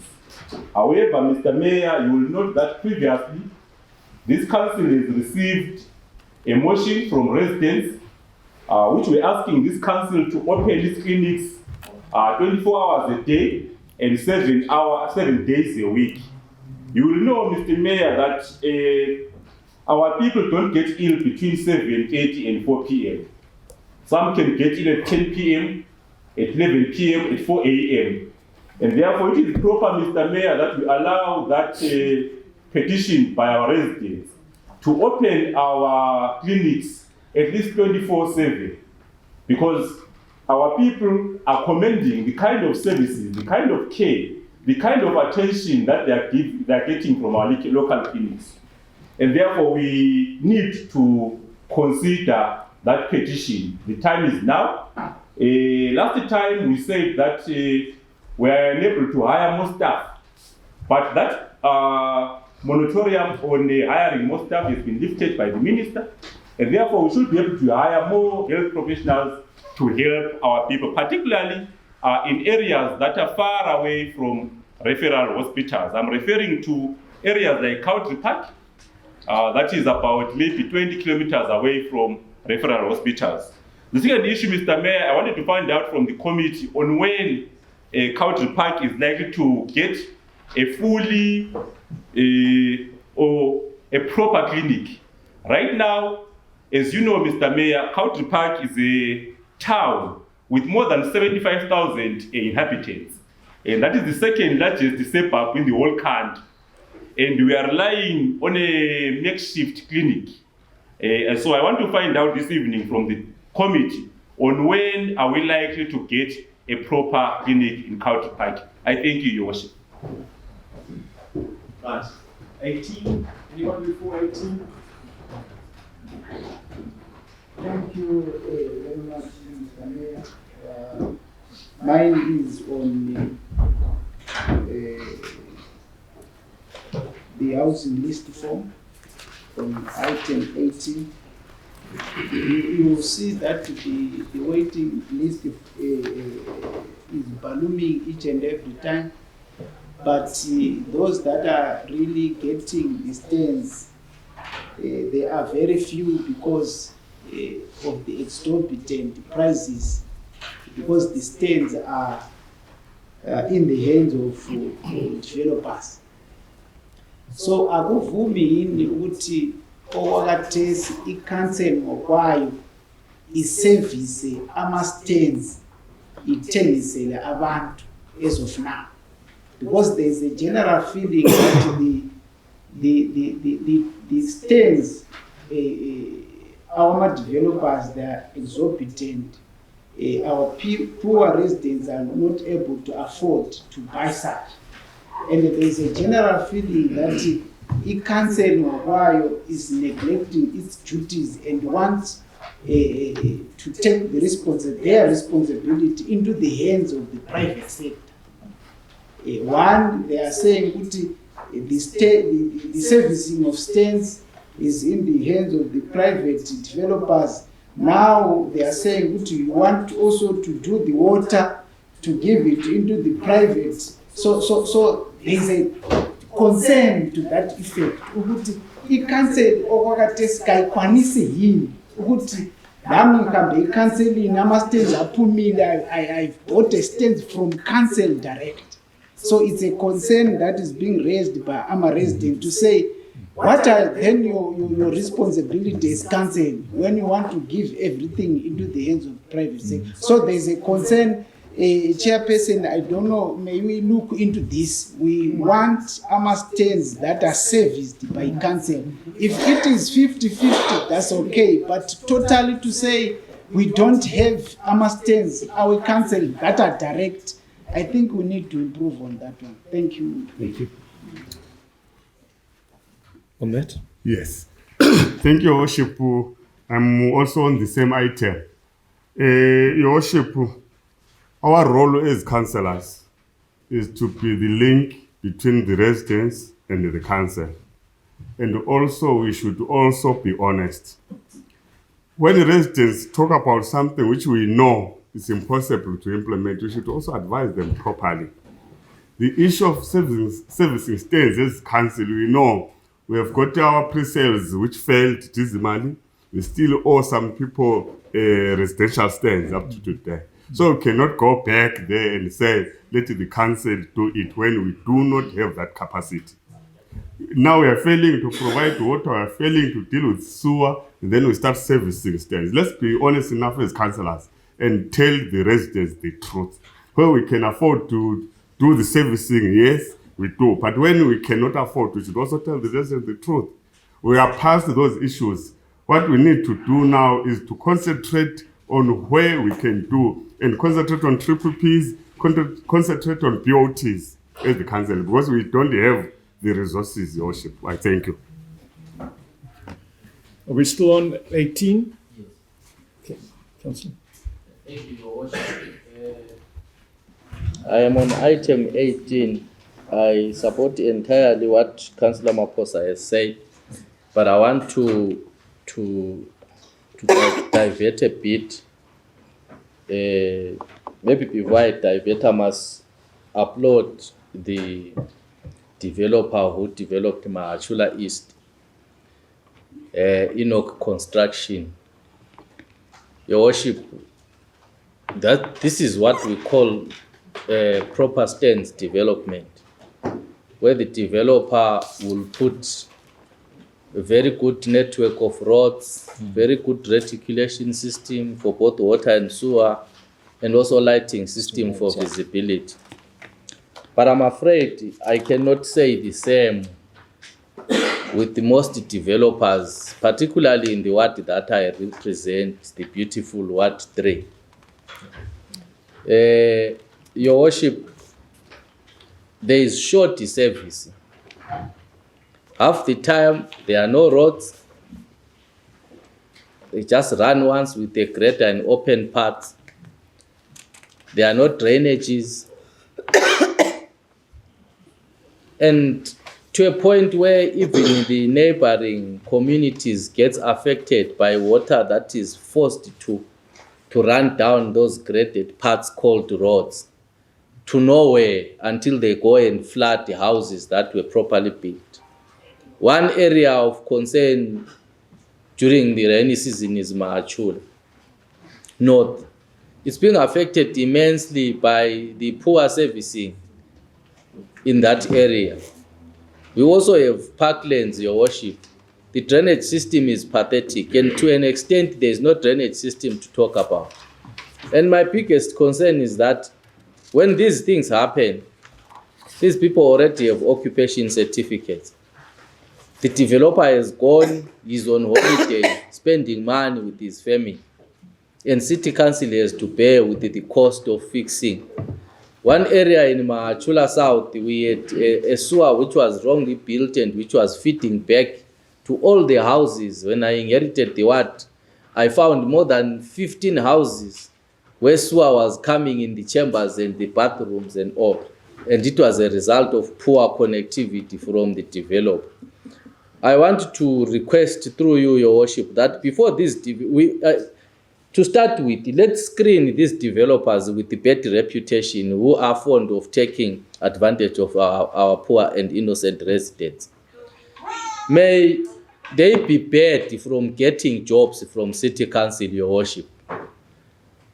May these developers be banned. I know some of them are our friends. Some of them are building houses that fall on their own when there is wind. Luckily in Zimbabwe, we are not exposed to the winds that obtain in areas like Asia. But due to this global warming, Your Worship, we are no longer immune to those weathers. I want to make this I'm making this submission with a heavy heart, Your Worship, that let's do a proper screening. All these developers that have had developing a contract with the city of Bulawayo, doing short work, must all be banned from working with City Council without exception. Number two, I want to speak to the issue of the stands. The waiting list in Bulawayo has grown so bad. But what I don't want to agree, Your Worship, is that as Bulawayo residents, we are that poor that we don't afford all these stands that are being built and developed by the private developers. I think there is something that speaks to unfairness in allocating these stands. I'm not sure how. Mahachula East, you can mistake it for Harare extension. Nhlangeni is the same. Phumula South is the same. Are we honestly saying our residents can't afford these stands? There must be something that we are not doing right as a city that does not extend accurate information to the residents. And we are elected here, Your Worship, by the same residents that are even watching at us now. debating on these peripheral issues and ignoring very important issues that speak directly to their houses. My heart bleeds because with the trend that is happening, I'm afraid my daughters and sons would not have houses in Bulawayo, and they will be renting from people from outside this beautiful city. So I'm not sure how people get stands. I personally have failed to get a stand until recently but I had the money, Your Worship, to buy the stand. Yes. So there is something definitely not right in the allocation of stands and doing these things. And as the beautiful city of Bulawayo, where should our residents go? If our own people managing this city is not being managed by foreigners in all departments. It's the people from this region and from this city. How does then it happen that people are struggling so much to get these stands? Let's look into our inner selves and speak into our inner selves as we represent these residents that we claim to represent, for sure. And this speaks to both councillors and the management of this city. We cannot honestly, Your Worship, in Bulawayo, have residents, even people in South Africa. You were there when we were at a walk, that journey. People are passionately willing to buy houses. They've even asked us to come up with committees where they can fund a certain piece of land as a group. Then City Council can service after they fund. But those initiatives are failing, Your Worship. And we know those people that are in South Africa. Some of them are victims of Kukuraundi war. They ran out of Zimbabwe. They want to come and build in Bulawayo. We as the City Council are becoming the second Kukuraundi by denying them access to land. And those are our brothers. We have people in the diaspora who can remit direct money to City Council to buy stands here. They are struggling, Your Worship. And we say we are representing them. And when we go with a begging bowl, diaspora is our first point of call when we look for help. But when they are saying avail land for us, we are failing. We have even exposed our women to scandals like Kogi, Your Worship. And this speaks directly, my Lord, to the failure of our management in engaging this community in diaspora. Would you imagine a group of women in Canada or in Australia having had to go to a private developer to look for stands when there is the city which is responsible for distributing land? Some of them are even being robbed by their relatives and friends trying to get stands in Bulawayo. But we have offices that represent city of Bulawayo and who can effectively do that job. Where are we failing, Your Worship? You know, my heart bleeds. I honestly didn't know City Council works the way it does before I was a council. And I pity you as well because I've known you to be the man that speaks his word. When we are sitting in a situation like this, now today is the 5th of June, 2025. We have been councillors for nearly 2 years. What have we achieved, which is progressive for the residents of this beautiful city? Nothing. And who are the impediments? Ourselves and management. Ourselves and management. Can we honestly introspect and give the residents of Bulawayo stands? Plus again, let's engage uhulumende. If we can't service land, uhulumende gasi. The same way we are giving these developers, we have a market territory at doing a greater one. We can also do that. It's farmers, abantu bazakhe. Sibatshela ukuthi zenzeleni ama drainage, stands is cheaper because you are allowing it to come private developers. But naso kubuya thina sitha mali because we want excellent standards that we cannot enforce kuma developers. Esiwanika ama occupation certificate, Your Worship. Esikwenza lokho is criminal. And we are going to be judged unfairly by God. Hey.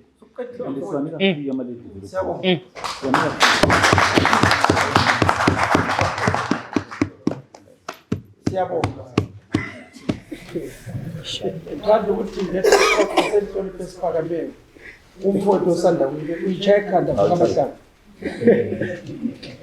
ora hali kasilolunya thina makhansila le management ulunya ukuthi we don't have inhliziyo ukuthi sizwele abantu abaphandle abanye bayabuza iminyaka kathi izitendi zenyu lani ikhansela ukuthi likhiphe ezingu-20 asikazi. I want to speak, Your Worship, very passionately about a recent issue. I like researching a lot. One of the developer we gave to service, 270 something stands in Ganini, has been taken to court. Over nearly 500,000 of non-payment to Chera court at item criteria, but in Mundway will have capacity to service in instant delays. It's actually criminal, Your Worship. It's a high time, Your Worship. It's high time, Your Worship. We need to put our heads together with management. I think the last time when we released stands as council were the 114 stands in Pumula. We once commissioned graders here, yellow machines, right? Why can't they do the servicing of those stands? We introduced a pre-sale, people paid deposits of around 2.7, and people complied. Why are we saying that the residents have no capacity? And we give land to private developers who then sell these stands to residents to unaffordable prices. The price they charge there, it's beyond the reach of the residents.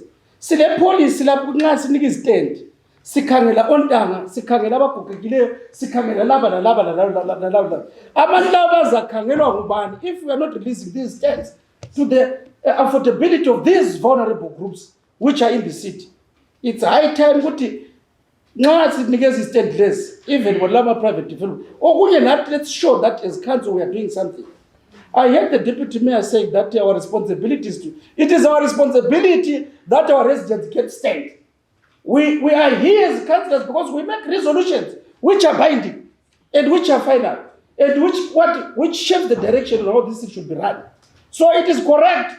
If we love that resident, let them be given a stand. Let it be.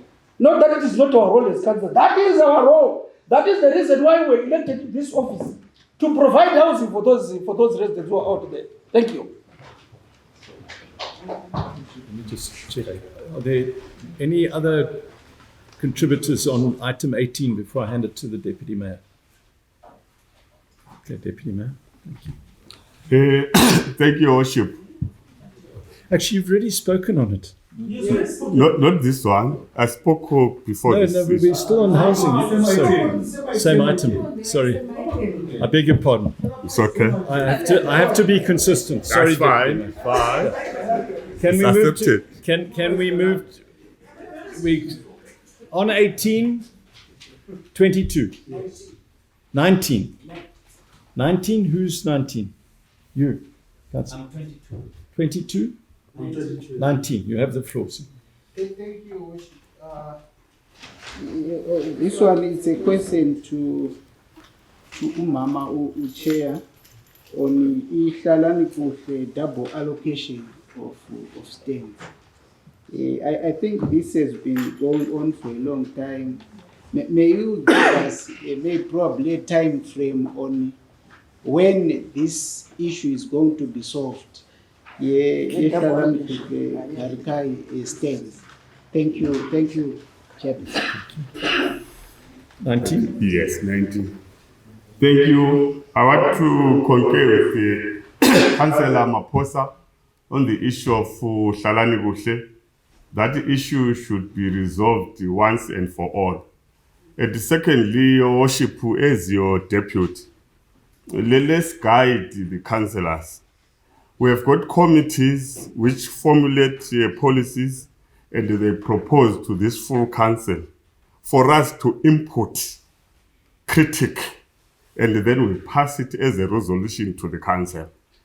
It is not proper for us as councillors to come here and speak to the gallery without proffering solutions to say, why are we doing this, why are we doing this? Let's go to the committee, or what the committee have proposed. Let's also add to say, yes, we have proposed to do A, B, C, D, but I feel we should do C, D, F, and so forth as a council. Not to come and say, no, we as a council, we are doing nothing here. What does that help the residents, which we think we are speaking on their behalf, which we think we represent? We are not doing them any favor.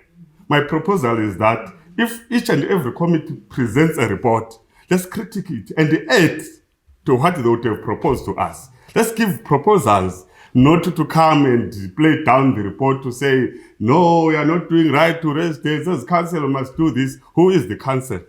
The council is us. We cannot come here and blame our management, which we supervise.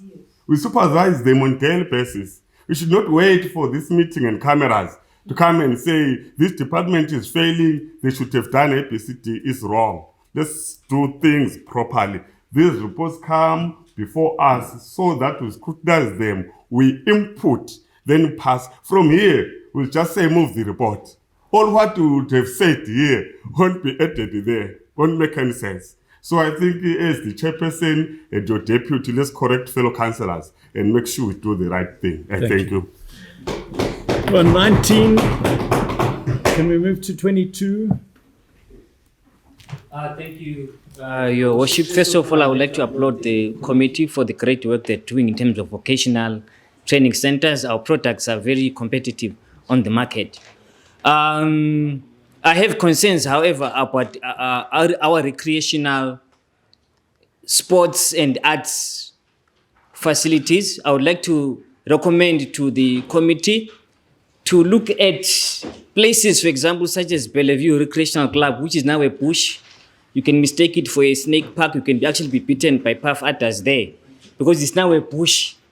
And there's been no lease there for over 13 years. So I'd like to urge the committee to accelerate in all places where there are no leases, all recreational facilities where there are no leases, those places to be leased to people or entities who have capacity to develop those places. Number two, there are also other facilities. For example, Salugazi Art Center in Jube. They actually sourced donors to put a perimeter fence. And somehow, maybe because of our own bylaws or policies, they could not proceed to put that perimeter fence, but they sourced funding. So I'd like to recommend to the committee, which has done so well, and the department, that we need to have a relook at our policies to make them more agile and responsive to the current context. Because the context over 50 years ago, people still had disposable income. But many places are falling apart. Most of those community centers are falling apart. If you can have policies, Madam Chair, that allow for partnerships, for example, that have latitude for partnerships, so that people that have financial capacity can come on board as partners. This is going to help our young people, because the young people no longer have proper recreational spaces. If you go to Bellevue, there are tennis courts, but the tennis courts have become lizard courts. You know, there's soccer pitches. So we've got the spaces, but our young people are not able to enjoy those facilities. So I would like to propose to the committee to relook at our policies and make them more responsive so that they onboard more partners, and you also incentivize corporate partners who want to go into corporate social responsibility. We incentivize those that want to go into partnership with the leaseholders. But leaseholders that are not developing those places, Your Worship, we need to put a stop to people that have 99-year leases and they're only interested in the bars. They're not doing anything for young people. They're not doing anything in terms of the arts and sports, which are part of our economy. So that is my proposal to the committee. We're on 22. 22? Yes, thank you so much. I would like to fully concur and support the recommendation made by Councillor Komo, who stressed very well. I think it's for on behalf of a generation I represent, a generation that I'm part of, who they are exposed in drug and substance abuse, as we might be very aware, and criminal and crime in this city. So because of the issues that he raised, that they don't have things to do, there's no employment in Bulawayo especially, there's nothing that young people can do. So creating those centers, not only dealing with those with the leases, but it is the duty also of this committee to lobby and engage in the town planning department are very late for recreational centers, at least in each area. It's going to affect, it's going to assist our young people to find places and means to exercise and practice their abilities. as it stands, as a local government, as long as we feel to critically come up with mechanisms and resolutions that will bring in solutions to remove our brothers and sisters from the streets, from drug and substance abuse, will always be the victims of things which are seemingly we cannot change. So I propose and also supported the recommendation that they must extend that recommendation to also try to link and lobby the town planning department to identify there is too much land around Bulawayo, especially from the ones where we are coming from, which are mainly dominated by young people with no means of survival or whatsoever. Let's make sure that if we don't have the capacity as the council to develop those lands, go for partnerships. What we want to do is to cure the problem that is there. What is the problem that is there? Unemployment. The education sector, young people cannot afford skills nowadays. They're always roaming around the streets. Those who are good in arts and sports, they don't have any place to showcase their talent. And therefore, it is the duty of this country to ensure and make sure that we cater for the majority, the now and the future of this country in terms of availing such spaces and making sure that our laws are flexible enough for those with the means and the capacity to develop this so that we address the fundamental question, especially on drug and substance abuse. Thank you. What item, Councillor? Same item. 22, you have the floor. Thank you, Your Worship. Ngithanda ukuthi ngicele kakhulu i-committee and ngilandela futhi i-proposal ka Councillor Nkomo no Councillor Moyo, but mine might differ a little bit. Ukuthi eyami ukuthi let us revive our youth centers. Ama youth centers yiwo aletha intuthuko koBulawayo. Yatshintsha impilo zabantu. For instance, I'll give you an example about 5 ama youth centers or 4. Ngathatha ngithi iMakwekwe Youth Center yaletha uFrancis Chandita, yaletha uMaruwaru. IloBhengula Youth Center yaletha ubani uRonald Gidiza Sibanda. Yaletha lami iloBhengula Youth Center. Sibe futhi sithi iMzilikazi Youth Center yaletha uOsco. Liyambona uPeter Ngomo through Youth Center. Liyambona uLucky Dube wayebambele iDynamos through Youth Center. And then iThabiso yeMakhokhoba yaletha ubani the Ndlovu brothers. But now we come again and say to support ebantwini and city drug abuse awareness and whatever. But what is the solution? I-solution yalethwa vele lapha eCouncilini ngo-1957 through youth policy. They just said, let us sibakhipha abantwana esitritini, put them sibafake ngaphi kuma-youth centers to change their lives. Impilo zitshintshile through ama-youth centers. But I just want to ukucela kakhulu i-committee ukuthi please hambanini libhode kuma-youth centers. Because kwesinye isikhathi as committees, there's no need for us to uthola sihlezi phansi sikhuluma sixoxa, but ufuze sibe njani sibe hands on and see those things ezenzakalayo emphakathini. I think that's my proposal ukuthi ngiyacela kakhulu Madam Chair ukuthi libhode ama-youth centers, revive ama-youth centers lana, because yiwo azakhipha abantwana ngaphi emgwaqweni. Ngiyabonga kakhulu. Thank you. Thank you. Question 22. Yes. Wakhona ukukhulunywa the same item. Ngiyezwa elisiyavumelana ukuthi let's revive ama youth centers. I would say take out to part. I would have a youth center. Sicela i-committee lay yes bonela abantu be-planning abangafuni ukufaka ama-youth center beyafake. Yabo.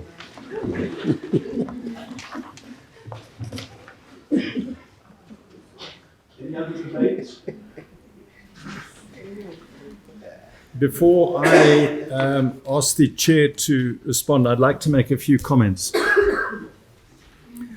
Firstly, I want to come to Councillor Ndlovu's comments regarding Ngozi Mine.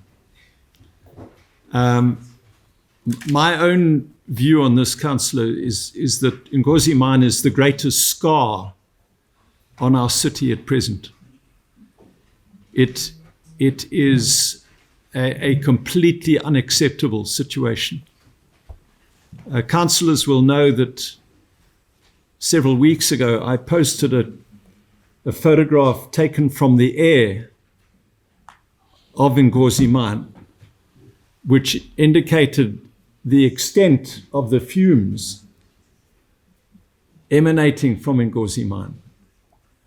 And I was just utterly appalled. And what you say, Councillor, is absolutely correct. This is a matter of life and death. We do not fully appreciate the health consequences for the people who are unfortunate to live downwind of those toxic fumes. And so it is a matter of exceptional urgency, and I commend you for raising this issue.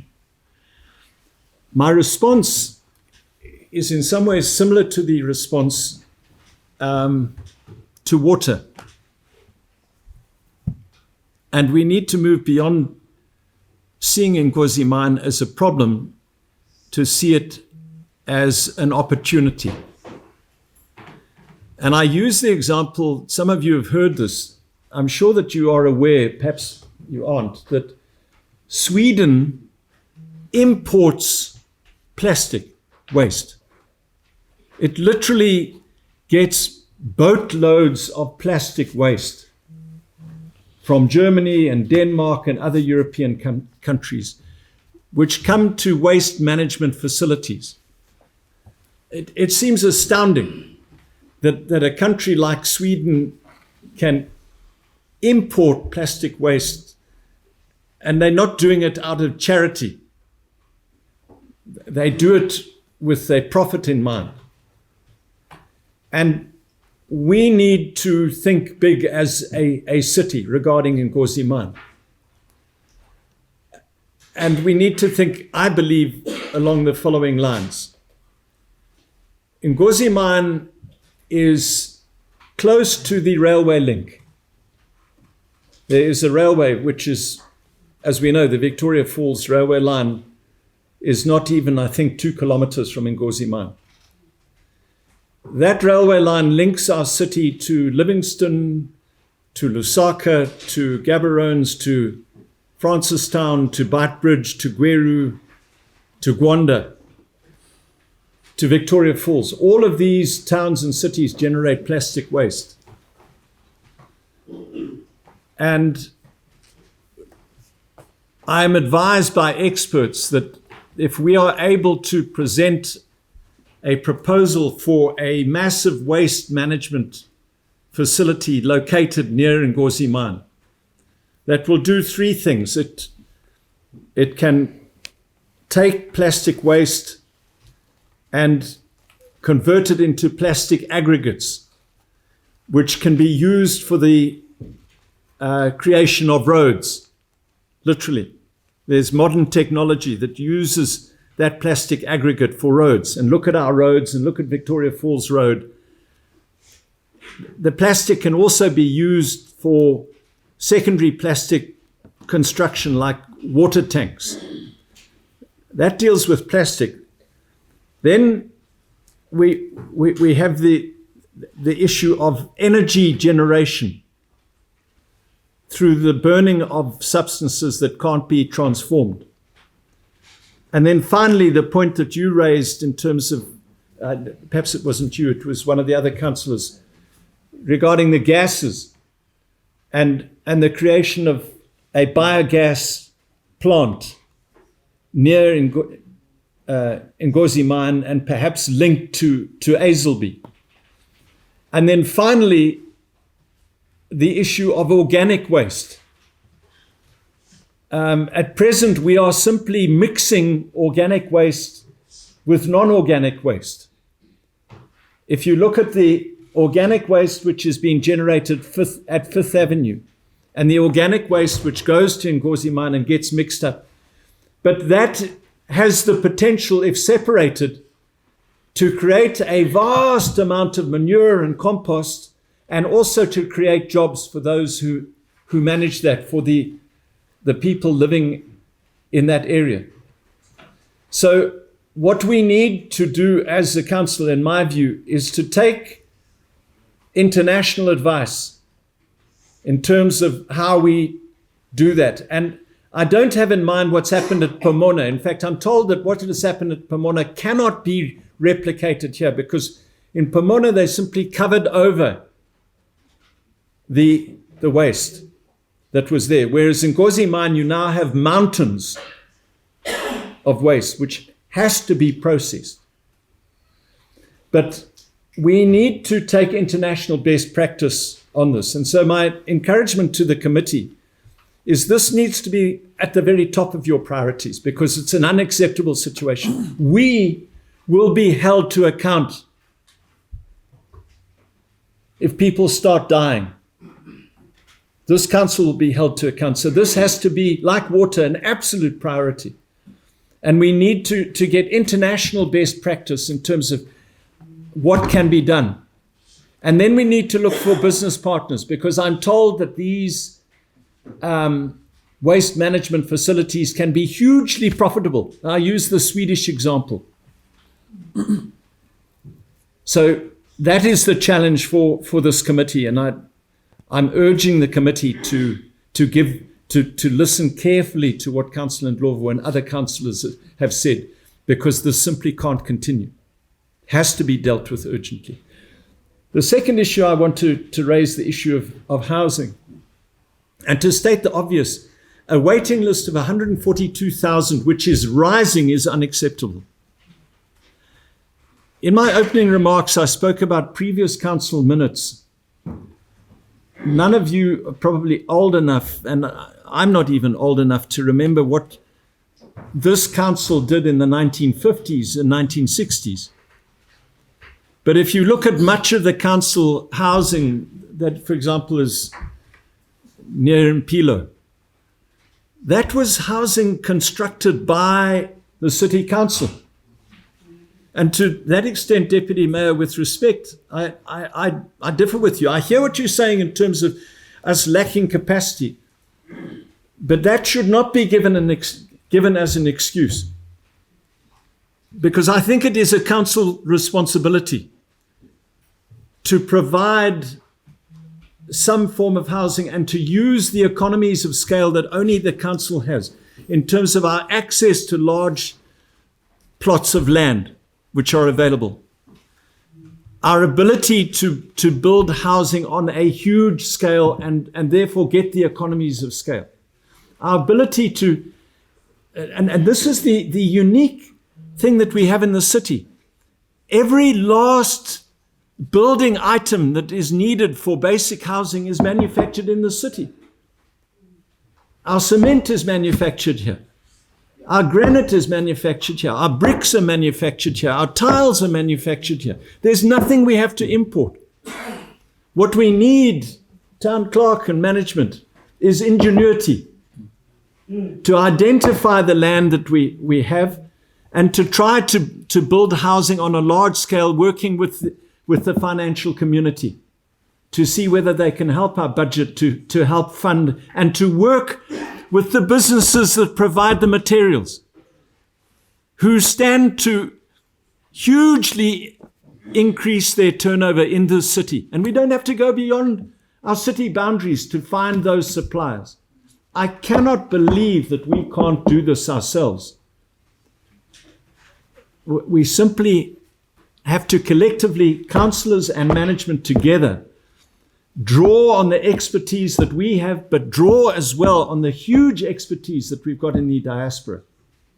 People who love this city with a passion, who come from this city, so that we can get this done. So it's another challenge to all of us, but particularly to the committee. My final point, I want to talk on youth centres. And Town Clerk, I'd bring you in. I know you can't respond here, but I need to raise this. I want to give one practical example. We have Bulawayo Bowling Club on Robert Mugabe Road. If you drive past there, just past Hartsfield, it is a disgrace. The building is collapsing. The fields are overgrown. 18 months ago, a body applied to take that over to develop a rugby academy, not a bar. I'm taking your point. My goodness, and yet, despite the enthusiasm, we have failed to facilitate that. And I have no doubt that right across our city, we have similar instances. I come back to this thing of bars. Our responsibility as a council is not to facilitate people to set up bars which become havens of drugs and other immoral activity in our city. Our primary function is to take city assets like that and to turn them into productive centers that are going to give young people in particular hope. So I urge management in particular, where these things have dragged on and where we are, I know it goes to tender, and I know we have a tender process which must be followed. We need to follow the letter of the law, but we must have a policy which gives preference to those institutions which are not going to use them for profit and immoral activities, but are going to use them for the upliftment of our young children. Chair, would you like to respond? Thank you.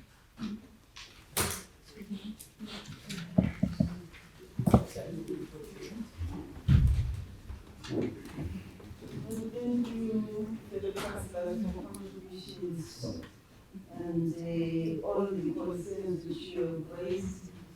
I would like to thank Your Worship and the Deputy Mayor for responding to some of the questions. Especially, I've always urged my fellow councillors, my dear councillors, that all these good and brilliant suggestions and proposals might be made during the course of the month with the relevant committees, even with the directors, so that we make recommendations. And when we are at this council, we can then come up with resolutions. But if we are doing it as how we are doing it now, they are not going to help us as a community, neither as a council. I believe we are not here to humiliate any committee or management, but we are here to create, to develop Bulawayo. Thank you for all the suggestions.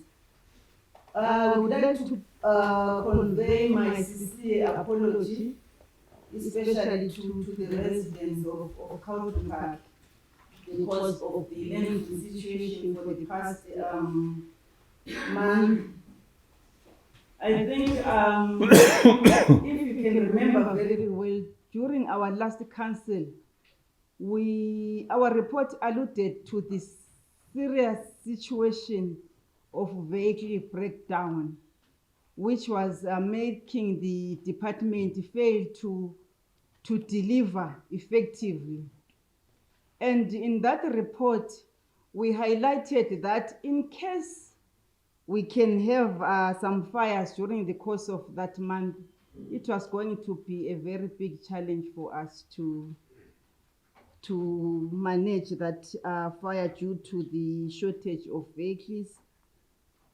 So siyaxolisa kakhulu kuzakhamizi of Country Park. It's not due to negligence or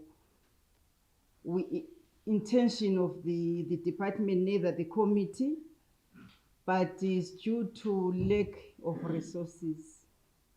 We are supposed to confine, cover, and compact, but we have been failing to compact due to lack of compactors.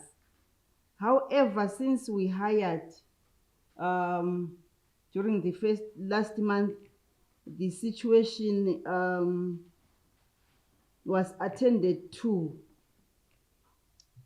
But if we had enough resources, landfill was not going to be in that situation because we're going to confine, cover, and compacting each and every day. But considering the status quo, it is very, very difficult and is becoming impossible day by day. So then there is this proposal of coming up with a new landfill site, which is a very brilliant idea. We thank you for that idea, Councillor Ndlovu. But considering the status quo, if we are failing to maintain, to compact the already existing landfill, I think it's impossible to raise the funds of constructing a new landfill at this point in time, considering the current economic situation. We wish, we pray that the situation may improve, but considering the status quo, it is quite difficult. Then there is the issue of 24-hour clinics, opening for 24 hours. We have a serious staff turnover as a council due to maybe our remunerations. So now the residents are always complaining about long queues, long hours at clinics due to the staff shortage.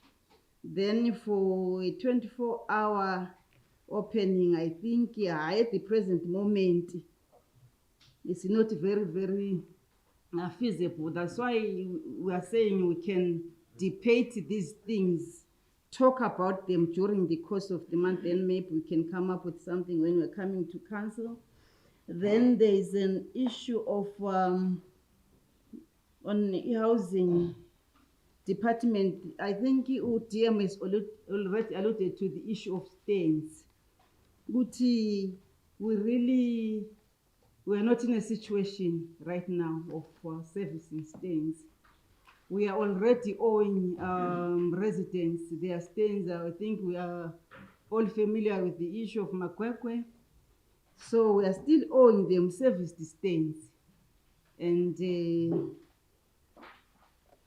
as of now, we used to do that, as we have alluded to during the past, because we're having capital funding, we're having government grants, we're able to get loans to service those things. But for now, it's a challenge. Also, then the issue of Hlalane with the double allocation. I think we all know that that is an inherited problem. We are not the originators of Hlalane Wuhle, but however, we are trying to solve the problem. The situation of double allocation cannot be addressed as one cent for all, as like what my councillors have said, because we need to separate and allocate. So if there are no stands, what are we going to allocate? Separation goes hand in hand with allocation. We can separate, but what are we going to allocate? Because at the present moment, we don't have available stands.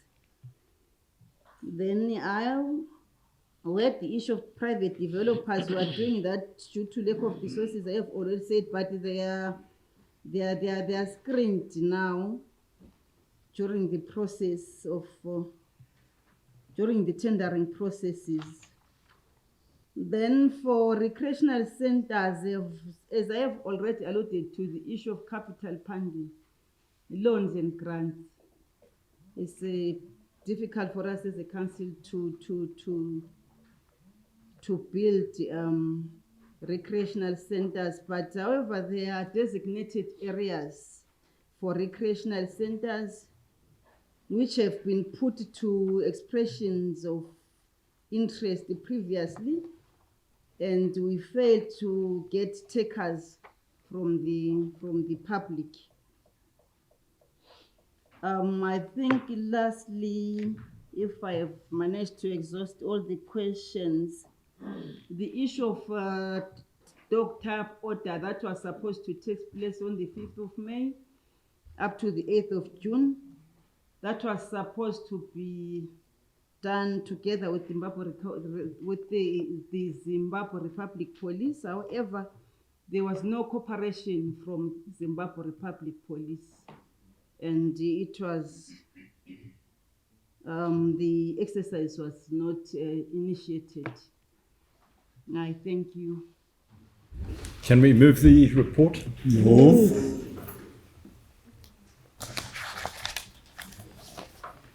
Right, would the Chair of Environmental Management and Engineering please move? Your Worship, before I move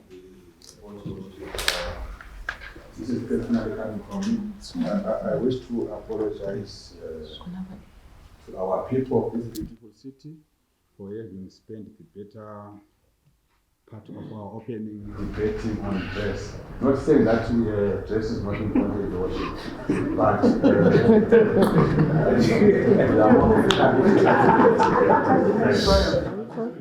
okay.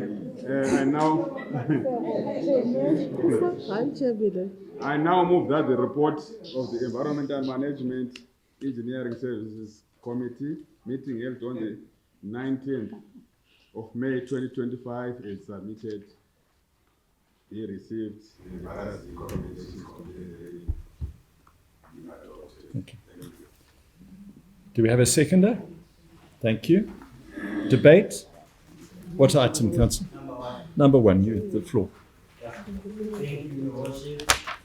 I want to believe that most of us in this room and in this city, including yourself, Your Worship, have been championing the adoption of alternative sources of energy.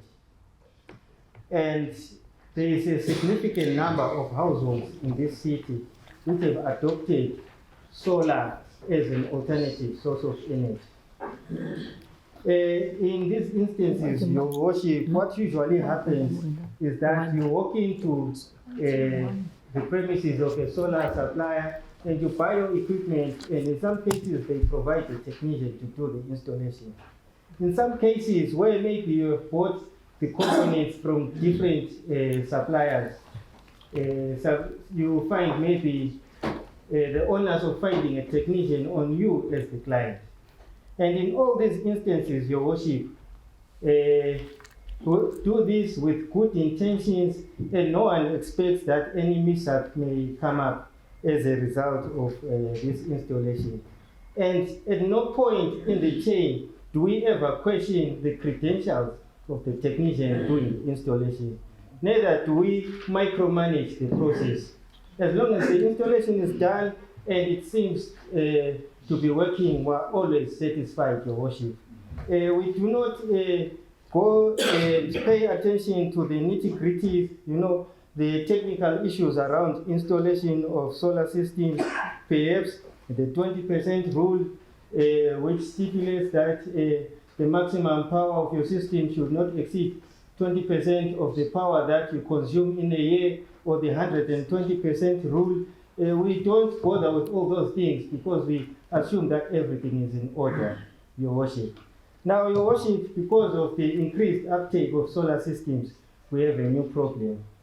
We have fires arising from the best of batteries and improper solar installations.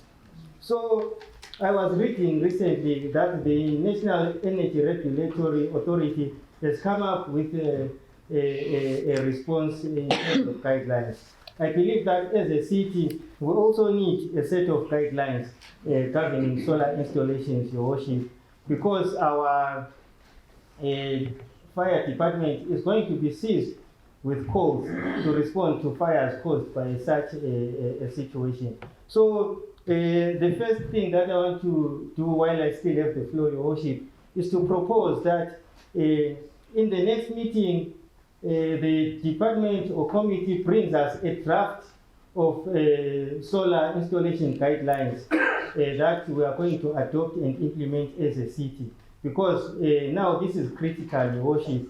Our society, our city is evolving due to the adoption of these modern technologies. So we must be prepared, Your Worship, to solve the problems that arise from adopting these technologies. While I still have the floor, Your Worship, I would like to find out from the department and the committee what progress has been made towards normalizing the situation in terms of our fleet of ambulances, Your Worship. We are in agreement that our fleet is below optimum level. So I'd love to hear about that. And then in conclusion, Your Worship, I want to applaud the committee and department because, Your Worship, our city fire department has been training fire teams from other local authorities. It is clear, Your Worship, that our team is showing other local authorities the way, and they are a national leader, Your Worship, in terms of fire response mechanisms. And for that, I would like to applaud the team and everyone responsible for that, Your Worship. Thank you. Councillors, as you know, I don't normally like to interject until the end, but I do need to respond to make a suggestion that you amend your first resolution. And before doing that, I want to draw our attention to, for example, the situation that prevails in South Africa. In South Africa, when any solar installation is made and gas installation, it requires the approval of the local municipality. You can't begin operating it until the local municipality has inspected and approved the installation. And so I'm just wondering whether you don't want to amend your proposal. It goes beyond guidelines. And and what you're saying is absolutely correct, that the fire department is increasingly having to respond to lithium batteries exploding and they cause massive fires. It seems to me that as a council, we need to be moving towards passing a bylaw which mandates everyone who installs a solar system and a gas system beyond a certain capacity to get the approval of the city fire department prior to it being operated, and of course to pay an inspection fee. I don't know if you would. Thank you, Your Worship. I am in agreement with what you have suggested, bearing in mind that we have small-scale users and large-scale users, but we need to include all of them. I am leaving it to the chair of the department and this capable team to come up with a robust policy that will cover everything and leave no grey area. Thank you. Further debate on one? Any? Ma'am? Item 3, you have the floor. Ngiyabonga Your Worship. Ku-item 3 khona section. Ngithanda ukushayela ihlombe iSoltaway ngomsebenzi omuhle oncomekayo abawenza eMakhokhoba. eMakhokhoba khathesi engahamba ngqolotsha akusula suwa edubukileyo. Ngiyabonga. Kodwa ngicela ukulungiselwa Your Worship iVundu Flats. Kulesuwa ama-toilet kawaflash eVundu Flats le-BNC. Ngiyacela ukuthi ngani iSoltaway ngandungisela khona lapho nxa kuvumakala. Bese sithe sizinda Your Worship leChabalele extension bakhala njalo ngamasuwa. Bathi hayi khansela ulungise eMakhokhoba kuphela ngoba uhlala khona. Sicela lathi ukuthi silungisele sizinda leChabalele extensions. Ngiyabonga Your Worship. Item 3? Item 3. What item, sir? 11. Okay, let's just. Councillor, you on item 3? Yes, I can. You've got the floor. Ngiyabonga Nkosi. Siyahabisa Bulawayo. Lokuba idolobho esiqakathekisa kakhulu. Ngithanda ukuthi Nkosi ngikhulume ngamasuwa. Izakhamizi zasePhumula si-celebrate ilanga eliqakathekileyo eziswima phakathi kwamasuwa. Amasuwa kunzima. Kwakuyi-contractor ulama-problems amakhulu adinga i-council ukuthi aluba sekuxoxisane lezakhamuzi. kodwa asikatholi impendulo wale 2 months ground akula solution ngohlupho abahlangana nalo oludinga ukuthi i-council ibe yiyo esichasiselayo ukuthi kwenzakalani ngoba khathesi sasewest kulezinye izinto ezisephumula sakho lokhe bangena ukuhlala khona baphakathi kwesuya endakula solution ebekhona so siyacela ukuthi inkosi i-department ichairman zamanini ubungcono siyezwa abanye bayancuma thina kuba wise abanye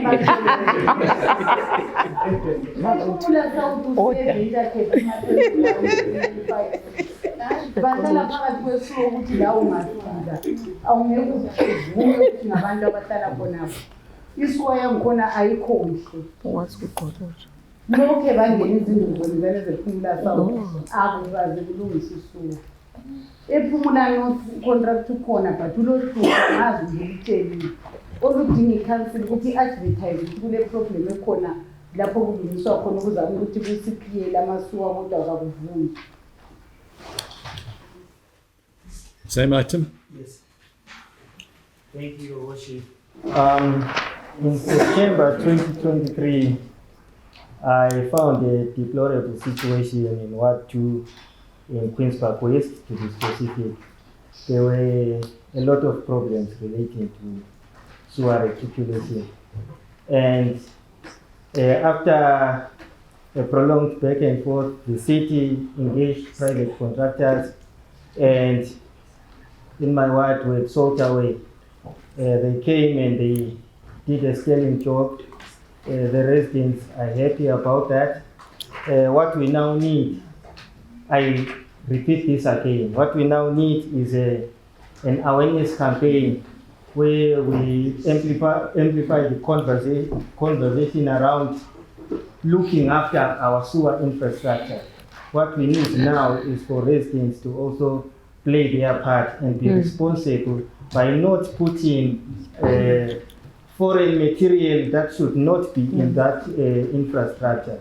Because more often than not, when we trace the sources of these blockages, where it's not a collapsed pipe, you'll find that these blockages are man-made. You'll find spoons, you'll find all kinds of things in those pipes. And those are things that are ordinarily not supposed to be in the system. So there is a point where we are supposed to draw the line and say, yes, while the city owes us a functional system, we are also responsible and we are supposed to do our part and make sure that we do not abuse that same system. Because a system is only as good as we respect the parameters of usage. If we go beyond the parameters of purpose, we shall always have a problem, Your Worship. I just wanted to make that submission. Thank you. Three? Are you on item 3, ma'am? Yes. Thank you.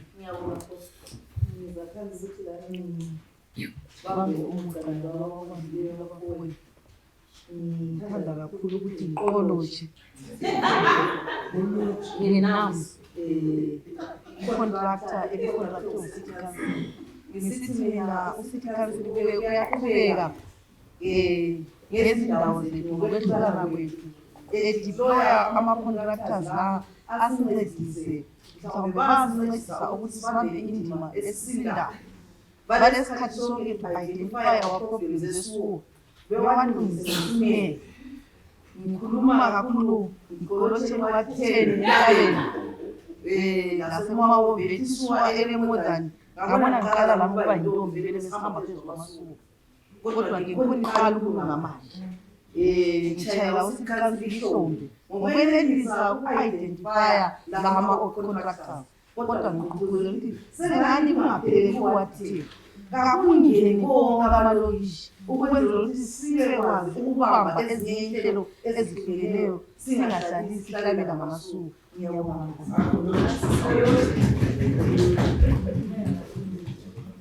Oh, sorry, ma'am.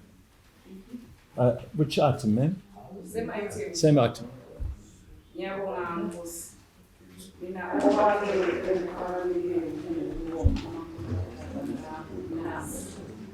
okunye engicelayo sodolophu singayenza umsebenzi kodwa ama-pump station ngangisebenzi doing nothing.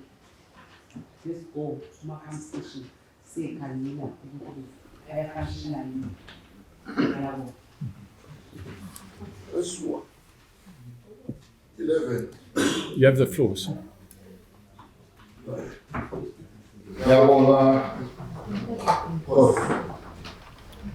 ngoba i-department yomgwaqo esilungisela imigwaqo yethu ukuthi sihambe kakade sikhangise ukubuya ku-full council.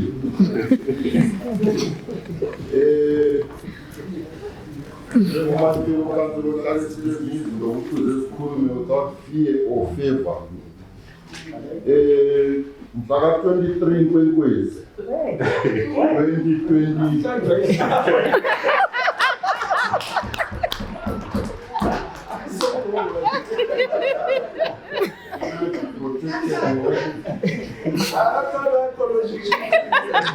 Can I be protected, your worship?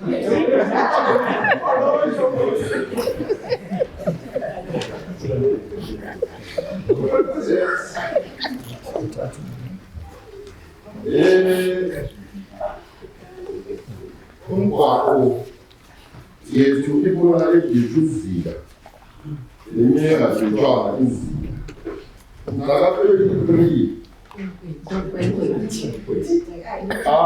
bavuke abadala bekhala i-TTI iklempile izimota ku-11th Avenue. Ithe iklempe njalo izimota abadala babuza bathi isizathu kuyini mbona sebele 131 days bepaka kungela problem. Kodwa ilelo langa wathola izimota ziklentshiwe. Isizathu kwathiwa khona ibhayilo. Ngithi khona department ibhayilo leyi asiyenzeni njengendlela esihlala siyenza ngayo kuma-councils ukuthi kungaba le-glass block. Niyasitshela siyetshela abadala ukuthi badala kathi esendleleni nje akushapakwa. Abadala abana bamithetho le ebuya evuka enyaweni njengomvundla. Okuthi khona kuthiwa namhlanje i-TTI kuphela lokhu ibona imoto siphentshiwe.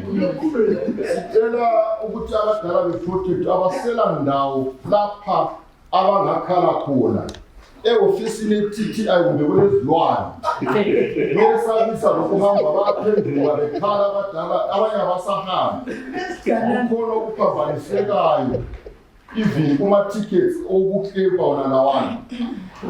Lami ngoke kwangenzela abe-ofisini yakhona abanye bakhona bayakwazi khona la. Where to ume for less than 5 minutes, they are charged $2. Ume for more than. How can I park for 2 hours in certain coffee shop in Puma? Utholakala njalo, can I be protected? Utholakala njalo, so abadala baswela lapha bangakhala khona.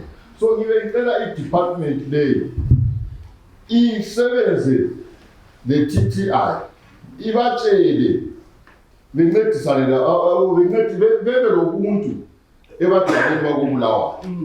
Sekungani izilwane ebadaleni namhlanje kwenye indawo okungatshelwa khona itiye uthola ubaba ebambe iqolo uklentshiwe ekuseni ngo-8 o'clock uklentshiwe uyabuza umfana wako-TTI i-problem kwathiwa nathi iphepha babasami bala khonapho.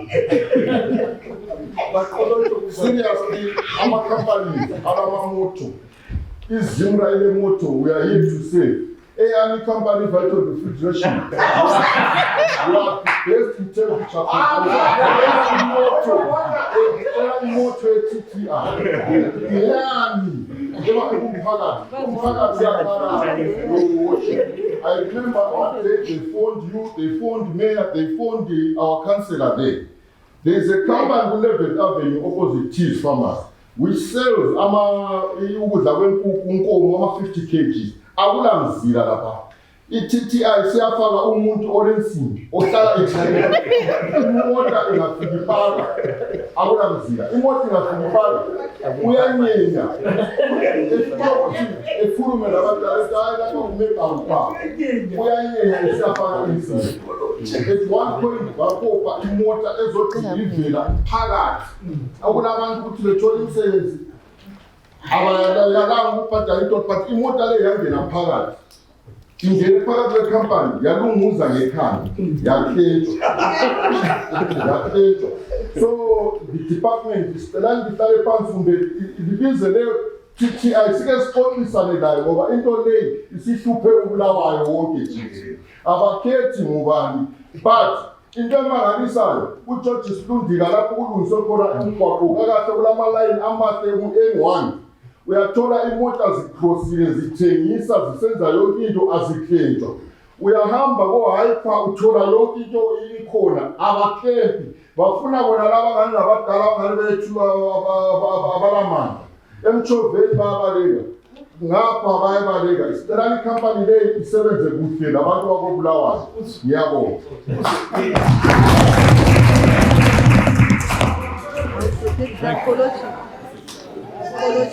Any other debate, councillors? Move, Your Worship. Move the Chair, would you please respond and then we can move. Thank you, Your Worship. I'm sure most of my committee has noted most of the complaints raised by our councillors, but also that, of course, in some cases, Your Worship, we are faring well compared to others in terms of maybe sewer recirculation system and in terms of this, what called the contractor that are on the ground. So I will, with my committee, maybe visit those areas that my colleagues are complaining, but we not most of the time. Can we move that report? Move. Would the Chair of Townlands please move their report? Thank you, Your Worship. I move that the report of the Townlands and Planning Committee meeting held on the 20th of May 2025 as submitted be received and the various recommendations contained therein be adopted. Is there a seconder? Thank you. Debate on that? Move. No debate? Move, Your Worship. We move the report? Yeah. Deputy Mayor, would you speak to the general purposes, please?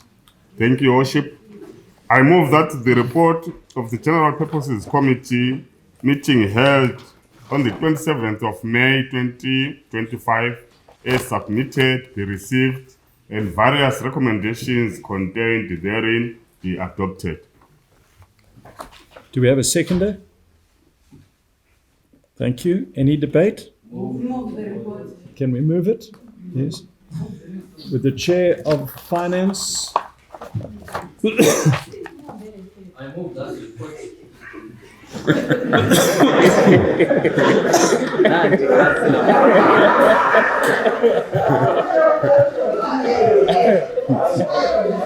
You have the floor, Councillor. I move that the report of the Finance and Development Committee meeting held on the 27th of May 2025 as submitted be received and the various recommendations contained therein be adopted. Do we have a seconder? Thank you. Any debate? Move. What item, Councillor? Any debate on any earlier item? You have the floor. Thank you, Your Worship. I note that there is a report which speaks to revenue generated by TTI. So I want to understand from the committee. I know we have a business and investment committee which looks at entities and other investments, but maybe I need a bit of clarity here. TTI is a partner of the city. We are in a marriage of some sort, and it's to all intents and purposes some sort of utility. And if it is a utility in one form or the other, it would make sense to me if their report would come via the Business and Investment Committee, and if the Business Committee will oversee the operations of TTI.